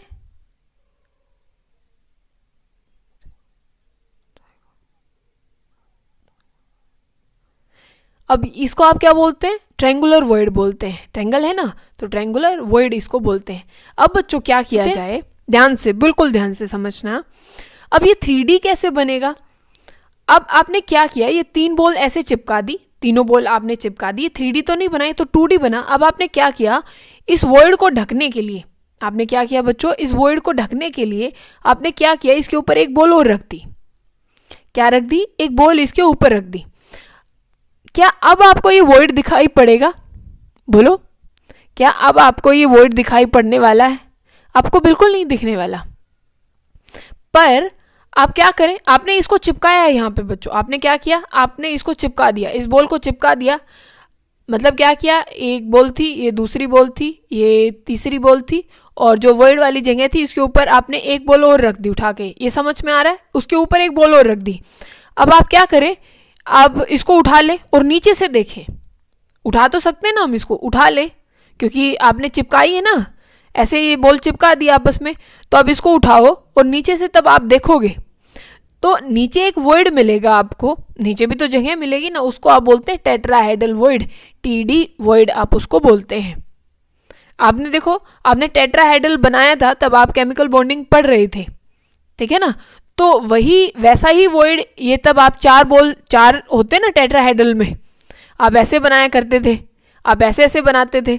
तो ऐसे ही तरीके का जो वॉइड है, ऐसे ही तरीके का बच्चे क्या है, जो वॉइड है वो आपको यहाँ नजर आता है। किसमें? ये जो आप 3-4 बॉल रख के उसके नीचे से तब आप देखते हैं, 3 बॉल आप रखते हैं इस तरीके से, पहले ट्रायंगुलर वॉइड बना, उसी के ऊपर आपने एक बॉल रखी, उसके नीचे से तब आप देखते हैं तो कैसा वॉइड बन जाता है, टेट्राहेड्रल वॉइड। तो आपको वॉइड समझ में आया? जो स्पेस होता है, जो स्पेस बच जाता है उसको आप क्या बोलते हैं? वॉइड बोलते हैं। और टेट्राहेड्रल और ट्रायंगुलर 2 वॉइड आपको बनाने समझ में आ गए कैसे बना। अब देखो बच्चों, यहाँ ध्यान से देखो, आपको ये दिख रहा है जैसे अभी हमने ऊपर किया ऐसे ही। और ये 3D में अगर आप देखें, मतलब थोड़ा सा आपको समझ में आएगा कि ये 3 बॉल हमने रखी और यहाँ मतलब इन्होंने ऊपर उठा के दिखाया कि भाई अंदर से ऐसा दिख रहा होगा, ठीक है, क्योंकि ये बॉल यहाँ रखी है, वैसे तो ये बॉल यहाँ पे रखी गई है, और नीचे से अगर हम देखेंगे तो आपको ये वॉइड ऐसा नजर आएगा, जिसको आप टेट्राहेड्रल बोलते हैं। अब हम ऑक्टाहेड्रल को समझते हैं। किसको समझते हैं? ऑक्टाहेड्रल को। देखो, ऑक्टाहेड्रल का कुछ नहीं करना आपको, एक ऐसे ट्रायंगल बनाते हैं ना, एक ऐसे ट्रायंगल बनाओ और एक उल्टी बनाओ ऐसे। ये हमने क्यों किया, आप ये कह रहे हो क्या डिज़ाइन आप रंगोली बनाना सिखा रहे हैं? रंगोली नहीं है, ध्यान से समझो। इसी में जो वर्ड बनता है ना बच्चों, वो ऑक्टाहेड्रल वर्ड बनता है। अब देखो कैसे, हमने भी वही किया और ये भी ऐसे ही करके दिखा रहे हैं। आप यहाँ देखें, ये 3 बॉल इन्होंने कैसे रखी, हम इसको ऐसे बना ले, ये ट्रायंगल ऐसे बन सकती है। और ऊपर वाली ट्रायंगल देखो कैसे बनी, ये ऐसे बनी।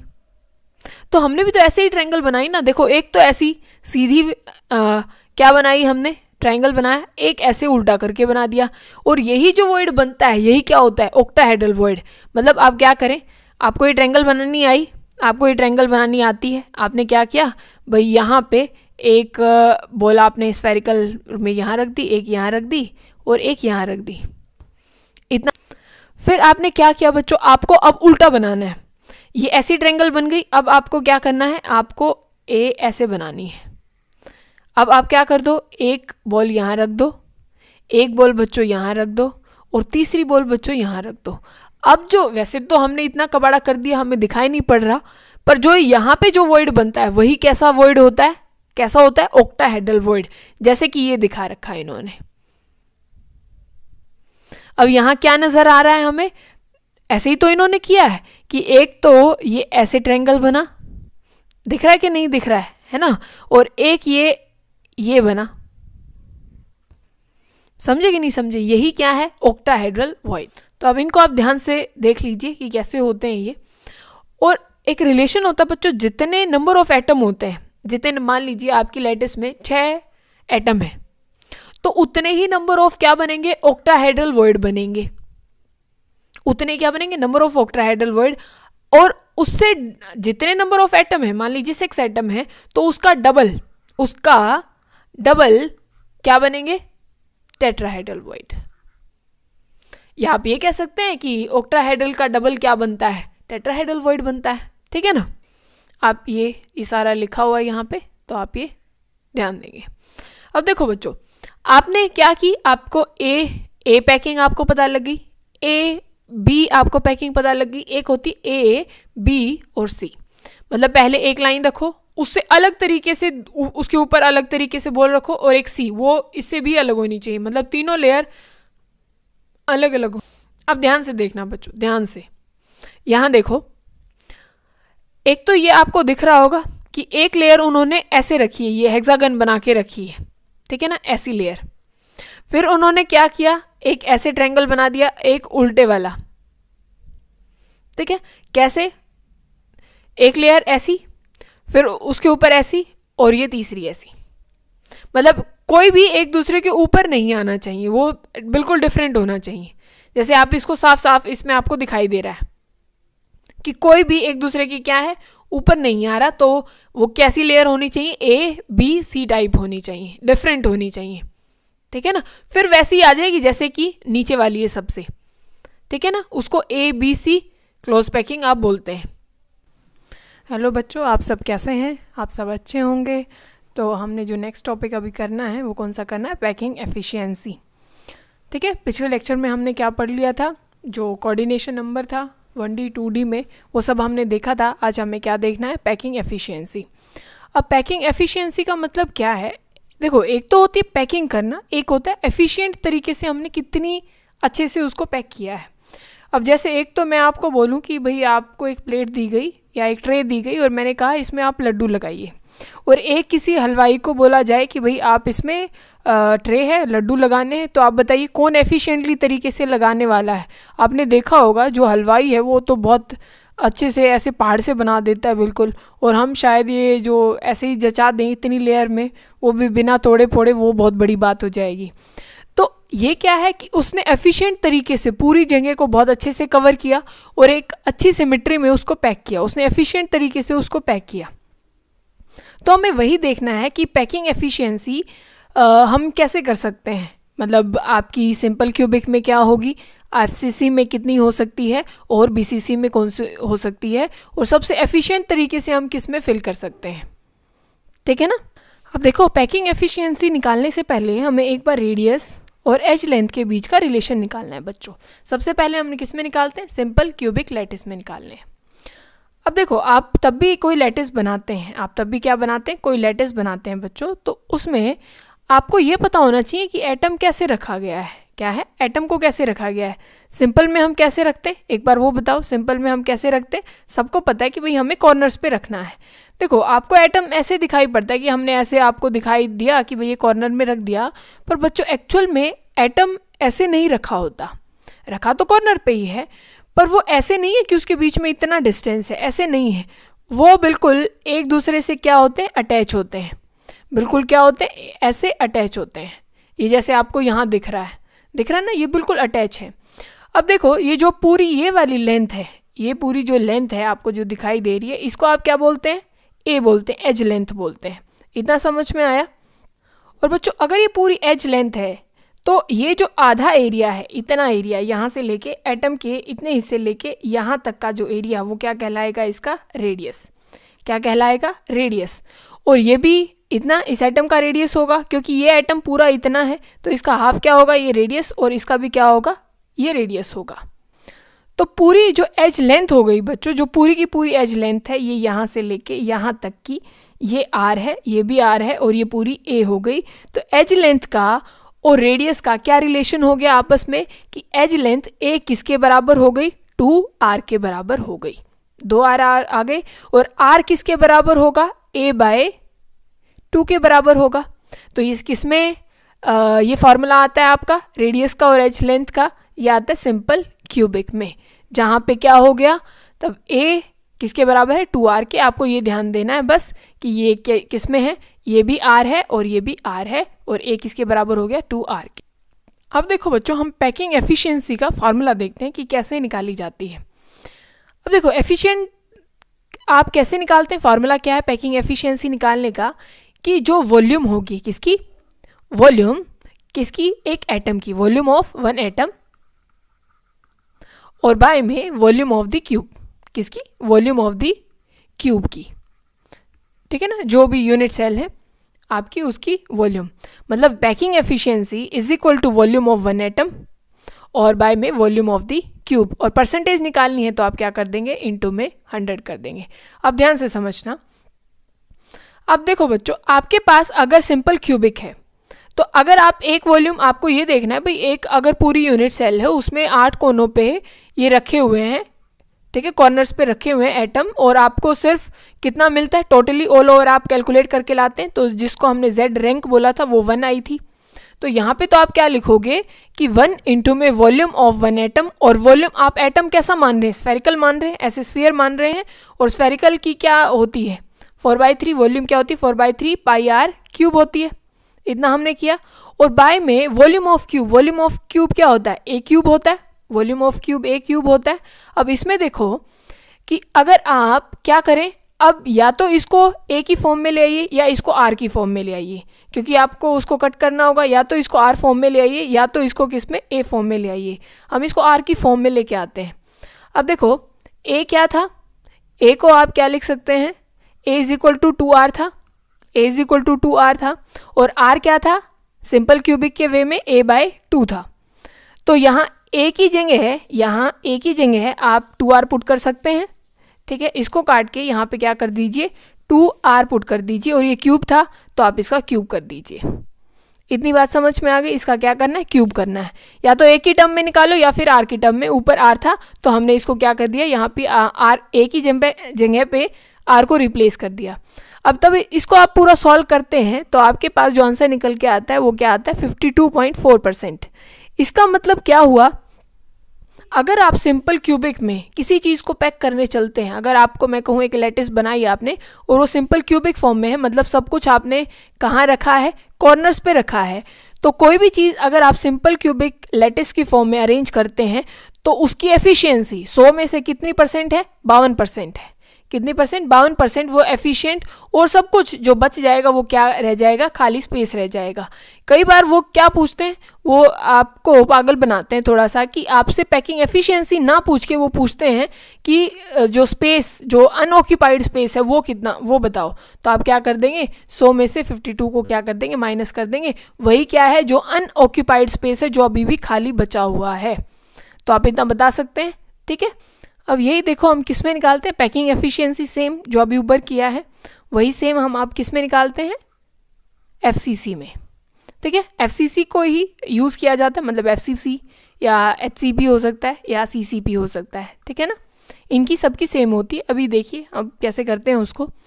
आप फेस डायगोनल जानते हैं, मान लीजिए आप ये बना रहे हैं, या आप अब क्या करना है, फेस सेंटर्ड में क्या करते हैं हम, कॉर्नर पे भी रखते हैं और साथ साथ कहाँ पे रखते हैं, बोलो, साथ साथ कहाँ रखा जाता है, फेस के सेंटर में भी रखा जाता है। ये एक फेस मान लीजिए फ्रंट वाला, ये वाला फेस मान लीजिए, एक यहाँ पे रखा, एक ये इस कॉर्नर पे रख दिया गया है और एक इस कॉर्नर पे रख दिया गया है, ठीक है ना। अब ये वाला डायगोनल क्योंकि हमने यहाँ रखा है, यहाँ से लेके यहाँ तक आपको इस डायगोनल की वैल्यू निकालनी है। और क्या करना है, पहले तो आपको आर के बीच में और ए के बीच में रिलेशन चाहिए, आर के बीच में ए के बीच में रिलेशन, फिर हम क्या निकालेंगे, एफिशिएंसी निकालेंगे। अब देखो अगर आपने क्या किया, इस सिर्फ 1 मिनट के लिए आप इस फेस को निकाल लाइए, ठीक है ना। वो कैसा है, एक एटम यहाँ, एक एटम यहाँ और एक एटम यहाँ। अब ध्यान से समझना। अब देखो बच्चों, ये तो पूरा एटम है, ये तो पूरा एटम आएगा, मतलब आप पूरा ऐसे करेंगे तो आपको पता है ये भिड़ने चाहिए आपस में अटैच रहते हैं, ये अटैच रहते हैं। अब ये कुछ ऐसा हमारे पास सीन है, ये ऐसे, ये आधा तो बाहर है, ये वाला सिस्टम बाहर है, तो एक आर ये रहा, एक आर ये, एक आर ये और एक आर ये, क्योंकि ये तो पूरा एटम आ रहा है आपके फेस रूम के अंदर, ये तो पूरा एटम आ रहा है, तो ये दो आर आएंगे, एक आर ये, 2 आर इसमें और एक आर इसमें। तो ये फेस डायगोनल का ये क्या है, 4r के बराबर है, ठीक है। जैसे अगर आप ऐसे काउंट कर रहे थे तो कितना आ रहा था, एक आर ये और एक आर ये, 2r आ रहा था, तो ये पूरा कितना आ रहा है, 4r के बराबर आ रहा है, ठीक है ना। अब देखो बच्चों, आपने क्या निकाल लिया, आपने ये पता कर लिया कि भाई ये किसके हैं, ये जो डायगोनल आ रहा है वो किसके बराबर आ रहा है, 4r के बराबर आ रहा है। अब यहाँ पे सिर्फ आपको एक बार पाइथागोरस लगानी है, ये भी ए है लेंथ, ये भी ए है। अगर आप यहाँ पाइथागोरस लगाएंगे तो आप क्या कहते हैं कि भाई ये किसके बराबर होगी, अब इनके स्क्वायर और रूट के बराबर, वो ए स्क्वायर प्लस में क्या ए स्क्वायर, आप क्या लिख देंगे इसको 2a स्क्वायर लिख देंगे अंडर रूट 2a स्क्वायर। और ये किसके बराबर है, ये डायगोनल किसके बराबर आया था ऑल ओवर 4r के बराबर। तो अब एक बार मुझे r की वैल्यू बता दो कैलकुलेट करके, r क्या आ गया। अब इसको बाहर निकाल सकते हैं क्योंकि ये स्क्वायर है a और ये रूट है, तो आप इसको क्या लिख सकते हैं, बोलो क्या लिख सकते हैं, a रूट 2 लिख सकते हैं और किसके बराबर है 4r के। अब r की वैल्यू चाहिए तो इसको नीचे ले आओ, ये क्या आ जाएगा, ये 4, मतलब आपकी r की वैल्यू क्या निकल के आई, a रूट 2 और ये नीचे क्या है 4 है। ठीक है, ये किसके बराबर r। अब आपको a चाहिए, क्या चाहिए बच्चों, क्या चाहिए बोलो, a चाहिए। तो a कैसे कर दोगे, a किसके बराबर आ जाएगा, a यहाँ पे रखो और ये आ जाएगा आपका 4r, ये क्या आ जाएगा 4r और नीचे अंडर रूट 2। तो ये a का और r का रिलेशन आपके पास आ गया। इतना समझ में आया।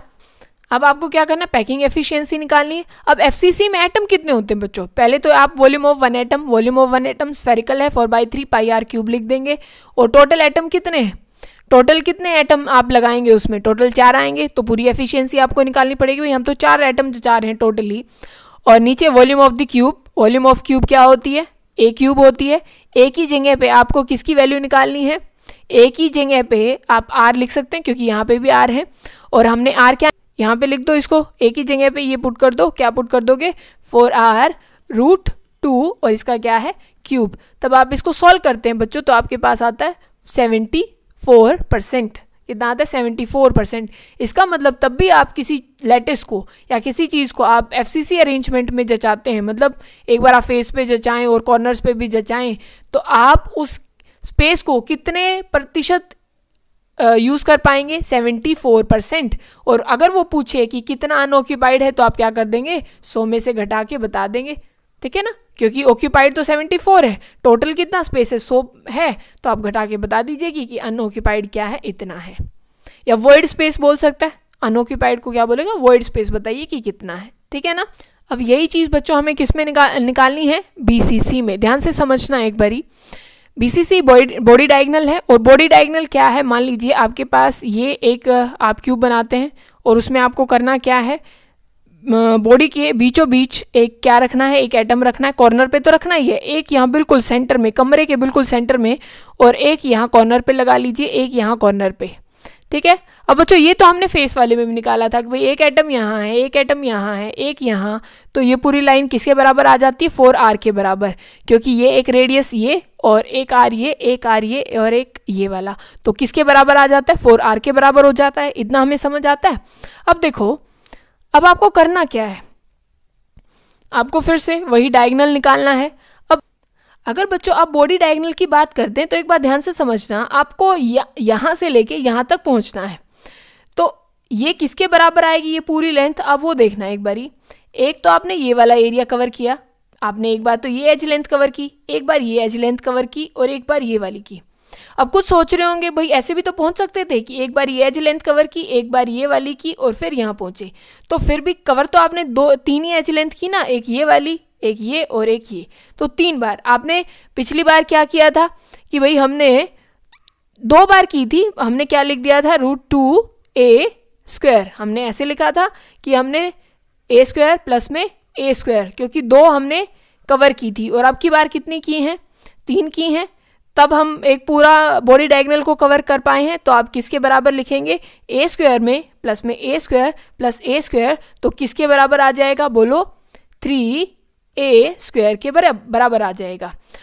और ये पूरा डायगोनल किसके बराबर है 4r इज इक्वल टू √3, और ये वो कैंसिल आउट हो जाएगा, तो ऑल और आपके पास क्या बच जाएगा, ये इसको बाहर निकाल लीजिए, a √3 बच जाएगा आपके पास। और ये क्या है 4r, और r की वैल्यू अगर आपको चाहिए तो 4 को नीचे ले आइए, और अगर आपको किसकी वैल्यू चाहिए, किसकी वैल्यू चाहिए, अगर आपको a की चाहिए इस √3 को नीचे ले आना और ये 4 ऊपर चला जाएगा। ठीक है ना, इतना समझ में आ गया। बस यही था। अब आपको क्या करना है, फिर से पैकिंग एफिशिएंसी, बॉडी डायगोनल में कितने होते हैं, बॉडी तब बीसीसी करते हैं तो कितने एटम यूज होते हैं बच्चों, 2 होते हैं। और फिर आपको क्या करना है 4/3 एटम का पाई आर क्यूब, और नीचे वॉल्यूम ऑफ दी किसका, volume of the unit cell. और ए क्यूब की जगह पे हम, क्योंकि हमें आर की टर्म में निकालना है तो हम आर की टर्म में निकालते हैं, तो आर की ए की यहाँ पे वैल्यू पुट कीजिए। ए की वैल्यू क्या है, ये लिख दो यहाँ पे 4r√3 और इसका क्यूब, और इसको सॉल्व करें, और तब हम इसको सॉल्व करेंगे तो आंसर कितना आ जाएगा 68%। कितना आ जाएगा 68%। तो इसका मतलब क्या है, बोलो इसका मतलब क्या हुआ, इसका मतलब ये हुआ कि आप तब भी बीसीसी में पैक करते हैं तो कितना एफिशिएंट तरीके से पैक होती है 68% से, और सब कुछ क्या बच जाता है, गैप बच जाता है, वो हमारे किसी काम का नहीं होता फिर वो, क्योंकि वो गैप है, वॉइड है। तो सबसे एफिशिएंट कौन सी यूनिट सेल हुई बच्चों, एफसीसी, ठीक है ना, सबसे एफिशिएंट कौन हुई, एफसीसी। तो आपको ऑल ओवर ध्यान क्या रखना है, एफिशिएंसी याद रखनी है कि किसकी कितनी है। सिंपल क्यूबिक में बोलो क्या आई, 52 आई, और अभी बीसीसी में कितनी आई 68, एफसीसी में कितनी आई 74%। ठीक है, आपको ध्यान रहेगा। कई बार हम भूल जाते हैं किसमें कितनी है। मान लीजिए बीसीसी है, बीसीसी मतलब बॉडी है, बॉडी डायगोनल है, और वहाँ पे कितनी है 68%। 8 देखो, ये बॉडी किसी की गोल मटोल हो सकती है, ठीक है। और ये आप बॉडी कैसे बनाते हैं, ऐसे ऐसे आप हाथ बनाते हैं, तो ये रहा 6, और बॉडी होती है गोल मटोल, तो ये रहा ये 68%, आपको याद रहेगा, ठीक है ना, 68% इसकी होती है। अब हमने क्या है वो आपको ध्यान रखने, आपने कैसे कैसे जो एज की और रेडियस का रिलेशन निकाला है।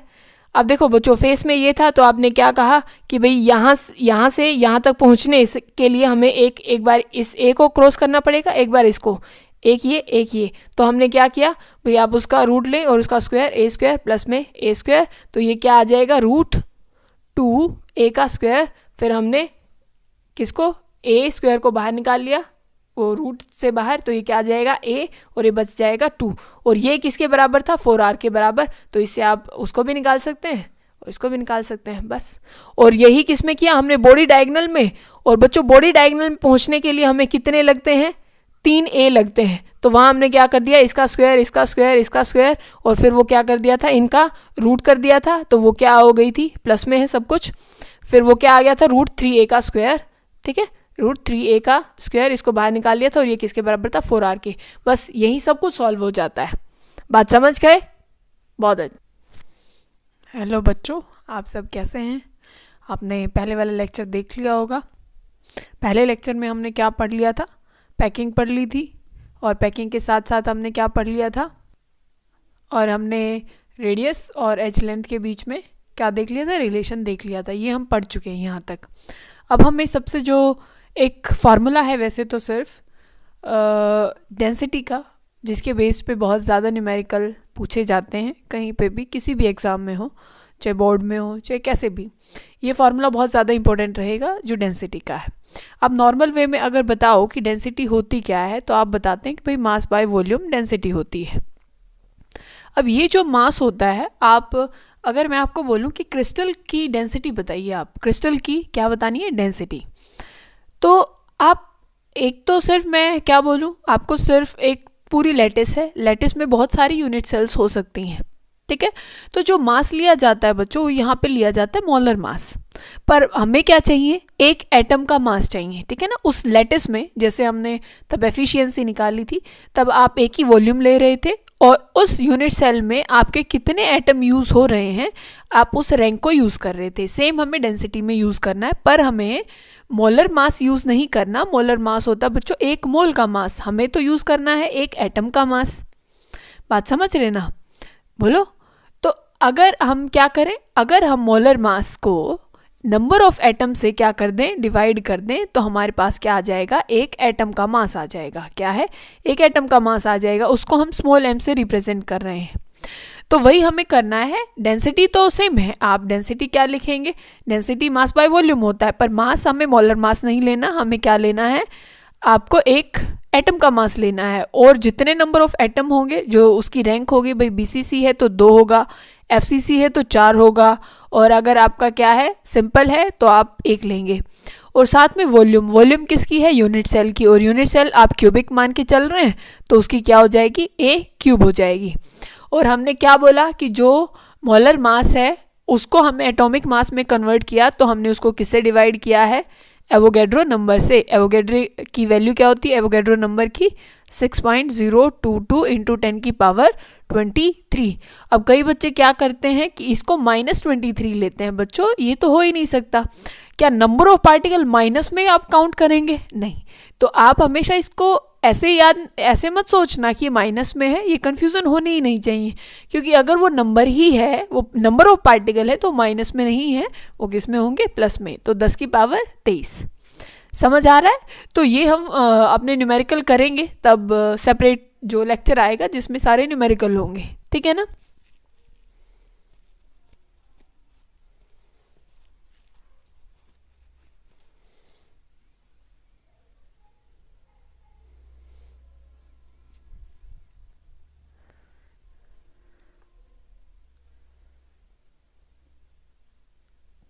क्या बोलते हैं हम उसको, radius ratio rule. Radius ratio rule, अब वो क्या होता है, रेडियस रेशो जो होती है वो किसके बराबर होती है, कैटायन बाय एनायन। किसके, कैटायन बाय एनायन।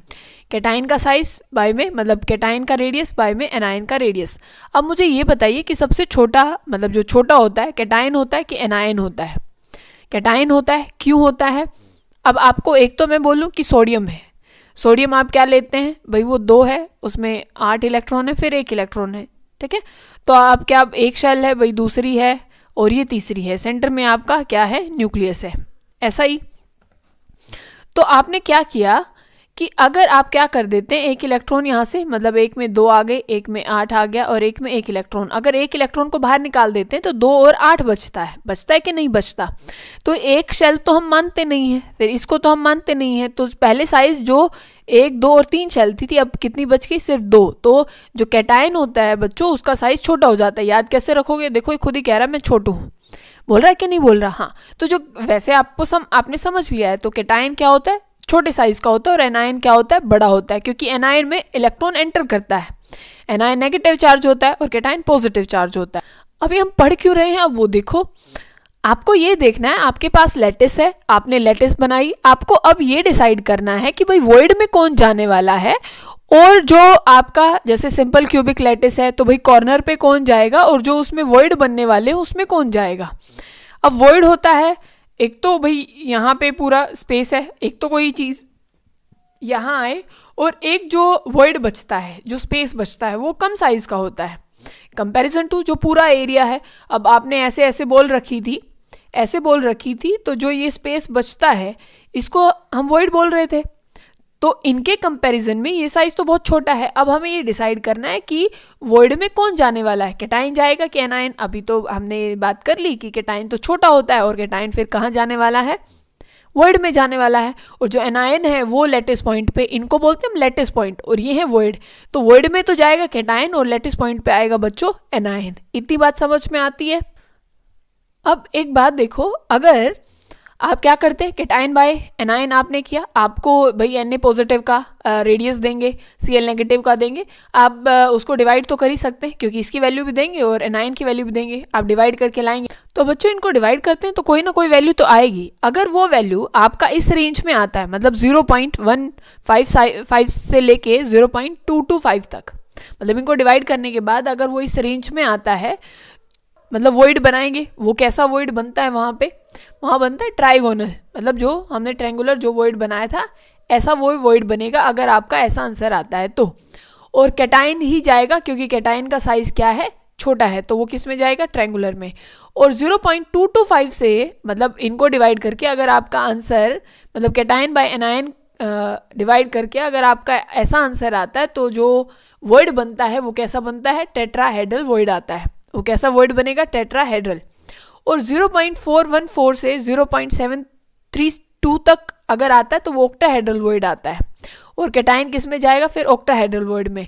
अगर इससे ऊपर आता है, 1 तक आता है, तो वो किस में जाएगा, जो सिंपल क्यूबिक लैटिस अपनी है, ठीक है ना। जो सिंपल क्यूबिक लैटिस है भाई, हमने सारे कोनों पे, मतलब आप अपने रूम को एक बार देखिए और सारे कॉर्नर्स पे अगर एटम रखे हैं तो, और उनको आपको बिल्कुल, मतलब कैसे रखना होगा कि इसके बिल्कुल साथ अटैच करके, तो जो वहाँ पे जो वॉइड क्रिएट होता है वो इस रेडियस कि मतलब ऐसी उसकी वैल्यू आएगी, तब भी आप उसको डिवाइड करते हैं, ठीक है ना, मतलब कैटायन बाय एनायन।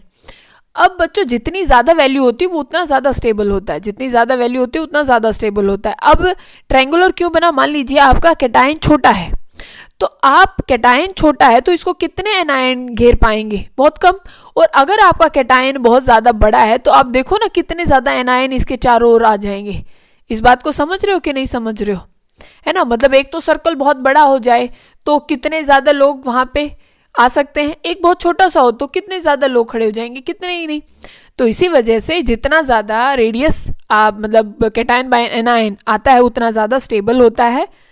और अगर मान लो एक से ज़्यादा वैल्यूज आ जाएं बच्चों, एक से ज़्यादा वैल्यू आ जाए, ठीक है, उसमें क्या होता है, जो कैटायन और एनायन है, जो कैटायन और क्या है एनायन है, उनका साइज अब बराबर है। अब यूं डिसाइड नहीं हो सकता कि भाई कौन कैटायन वॉइड में जाएगा, ऐसा नहीं हो सकता, क्योंकि अब रेशो कहाँ है, 1:1 हो चुकी है। 1 मतलब अब दोनों बराबर हैं, कैटायन छोटा नहीं रहा, मतलब ऊपर भी 6 है नीचे भी 6 है, तो दोनों का आंसर क्या आ जाएगा, 1 आ जाएगा, मतलब अब दोनों बराबर हैं। अब आप ये नहीं कह सकते कि भाई कैटायन तो छोटा है और वो जाके किस में जाएगा, वॉइड में जाएगा, नहीं। अब क्या है, दोनों का साइज क्या हो गया बच्चों, बराबर हो गया, तो अब वो वॉइड में ना जा करके अब वो लैटिस पे ही जाएंगे दोनों चीज़ें, कैटायन भी और एनायन भी, ठीक है ना। तो ये आपको ये याद रखनी है कि कौन से उसमें पहले ट्राइगोनल आता है, फिर टीडी आता है, फिर ऑक्टाहेड्रल आता है, फिर सिंपल क्यूबिक में, और उसके बाद हम ये नहीं बता सकते कि। अब बच्चों हमें जो नेक्स्ट टॉपिक स्टार्ट करना है वो है डिफेक्ट्स। डिफेक्ट्स क्या होते हैं, अब डिफेक्ट का मतलब क्या होता है, या इम्परफेक्शन का मतलब क्या होता है। आप नॉर्मल हैं, एक आपकी हड्डी पसली कोई तोड़ जाए तो आप क्या कहेंगे, भाई इसमें तो डिफेक्ट आ गया है, या आपके दांत बिल्कुल परफेक्ट हैं, ठीक है, आपकी बत्ती से बिल्कुल ठीक है, और उनको कोई तोड़ दे अब, ठीक है, तो क्या कहेंगे, भाई इसमें तो डिफेक्ट आ गया है। तो कहीं भी इम्परफेक्शन आ जाना, नॉर्मल जो चीज़ है उससे डिफरेंट कुछ हो जाना, ज़्यादा भी हो जाए, कहीं कि आपने देखा ज़्यादा दांत निकल आते हैं, ठीक है ना, तो वो भी इम्परफेक्शन है। कम होना वही डिफेक्ट नहीं है, ज़्यादा हो जाएगा वो भी डिफेक्ट ही होता है। तो वही हमें अब लैटिसेस में पढ़ना है कि डिफेक्ट कैसे, क्या लैटिस में आ सकते हैं कि नहीं आ सकते हैं। आपने कई बार नमक को देखा होगा, चीनी को देखा होगा, उनमें बोलते हैं भाई इनमें अभी इम्प्योरिटी है, इसी वजह से इसका कलर, कई बार आपने चीनी देखी होगी येलो कलर की आ जाती है, तो उसमें क्या भाई अभी इनमें इम्प्योरिटी है, फिर उसको बिल्कुल प्योरीफाई करके वो वाइट क्रिस्टल।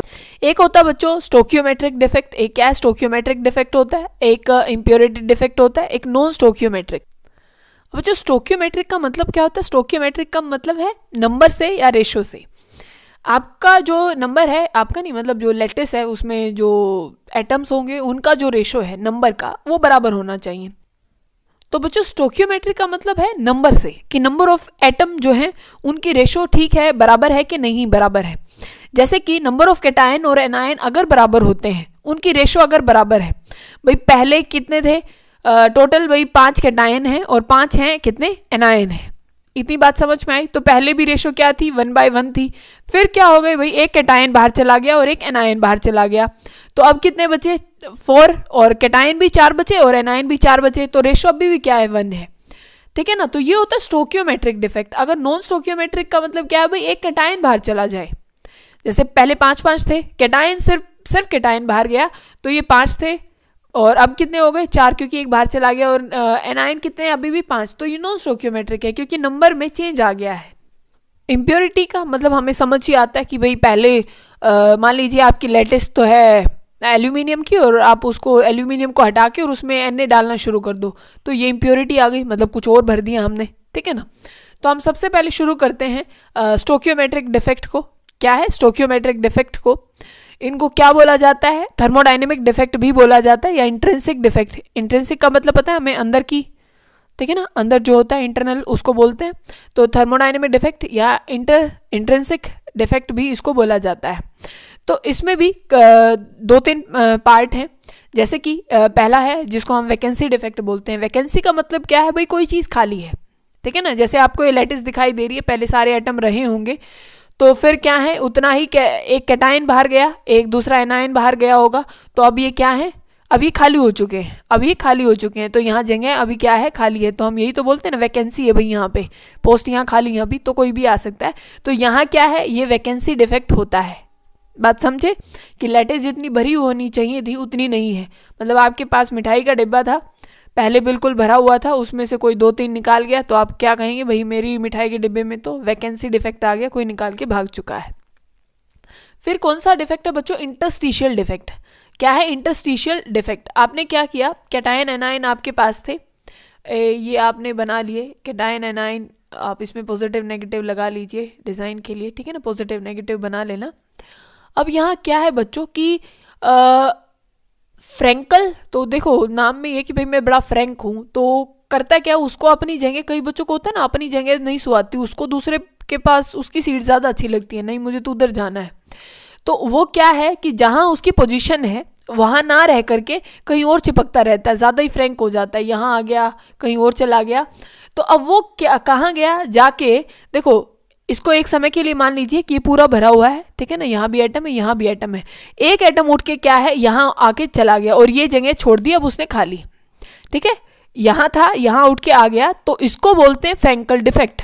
क्या बोलते हैं, फ्रैंकल डिफेक्ट, कि उठ के अपनी पोजीशन से कहीं बीच में इंटरस्टिशियल साइट पे आ गया, तो यही क्या है, फ्रैंकल डिफेक्ट बोला जाता है। कौन सा डिफेक्ट बोला जाता है, फ्रैंकल डिफेक्ट। अब यहाँ इफेक्ट देखो बच्चों, क्या डेंसिटी में कोई चेंज आएगा, क्या कोई एटम हमने बाहर निकाल के फेंका है कि भाई ये 6 एटम थे, यहाँ से हमने कोई उठा के बाहर फेंका है, नहीं, अपनी लैटिस में बस उसने जगह बदल ली है, तो वो उस उधर ही क्लास में पर किसी और पे जाके चिपका हुआ है, किसी और के पास जाके बैठ गया, तो इसको डेंसिटी पे कोई फर्क।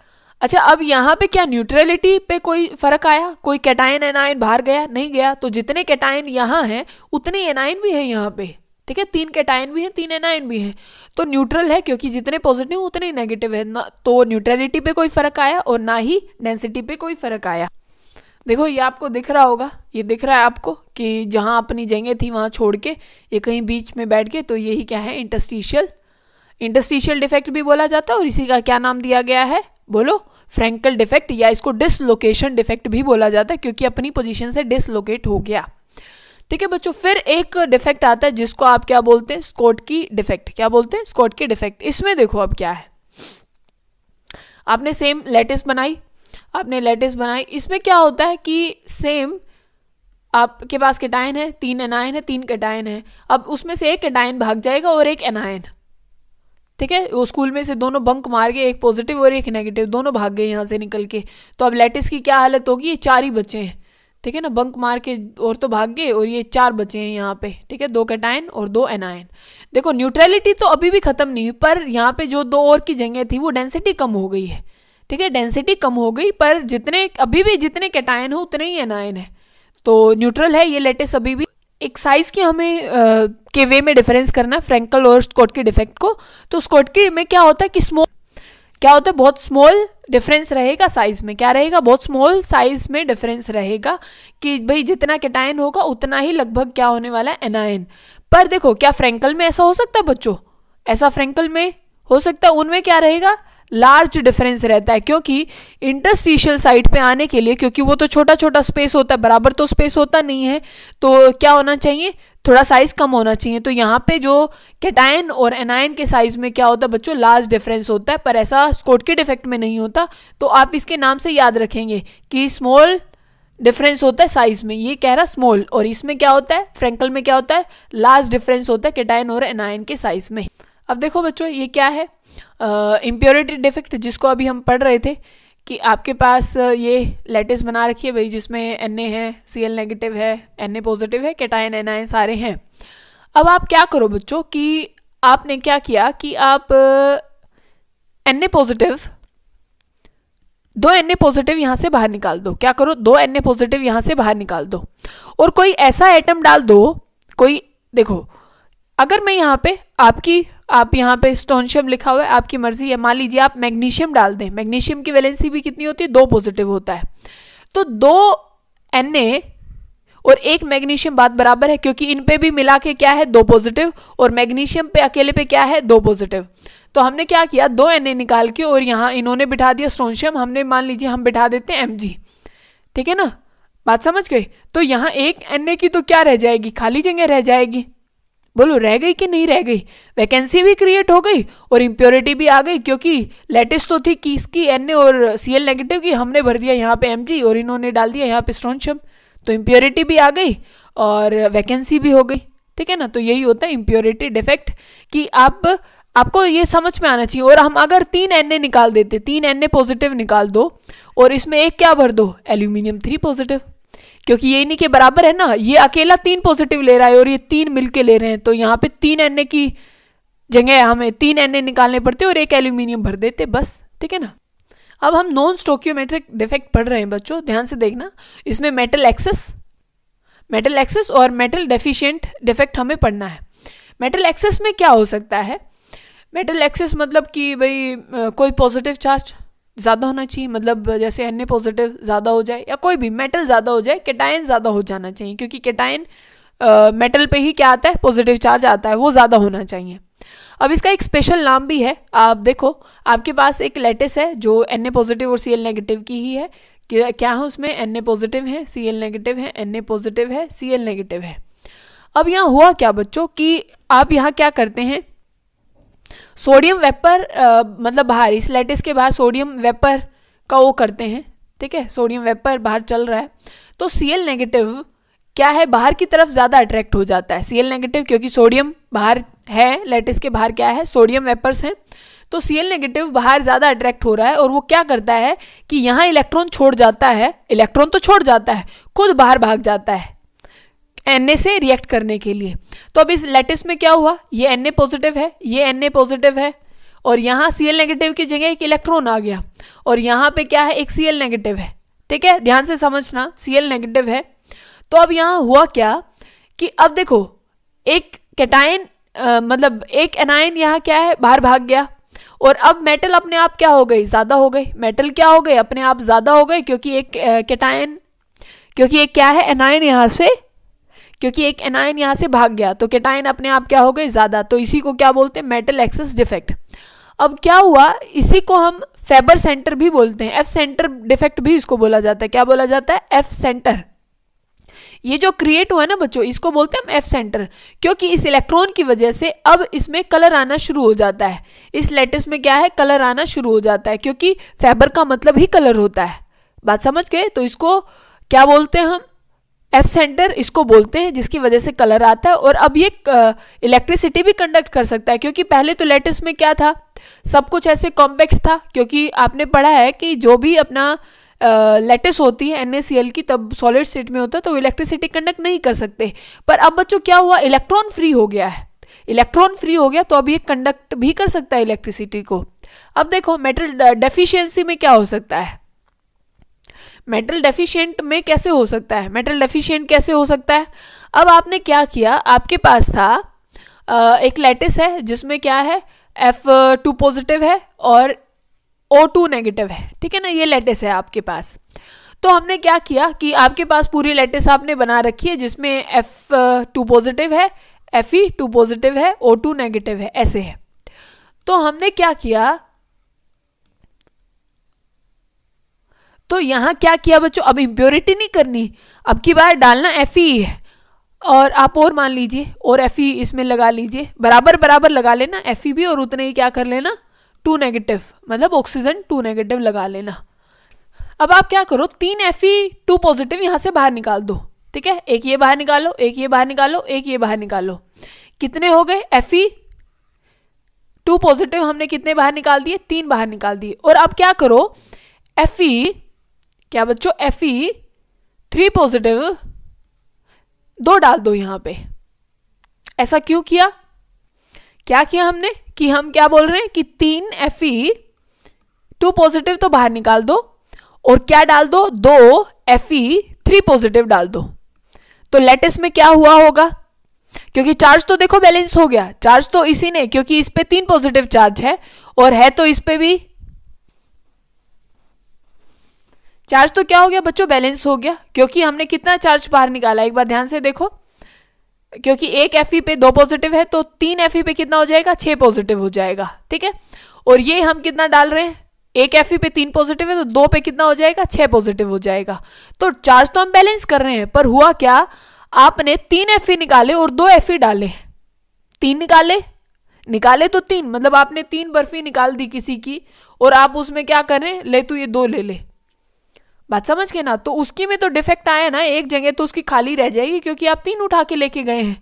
तो आप ये कहेंगे नहीं भाई ये ज़्यादा अच्छी वाली बर्फी है, तू ये ले ले, पर उसके में तो डिफेक्ट आ गया ना, क्योंकि उसकी एक डिब्बे में एक खाली जगह रहेगी। तो यही क्या होता है, मेटल डेफिशिएंट डिफेक्ट हम इसको बोलते हैं। ठीक है बच्चों, तो यहाँ हमारा चैप्टर खत्म हो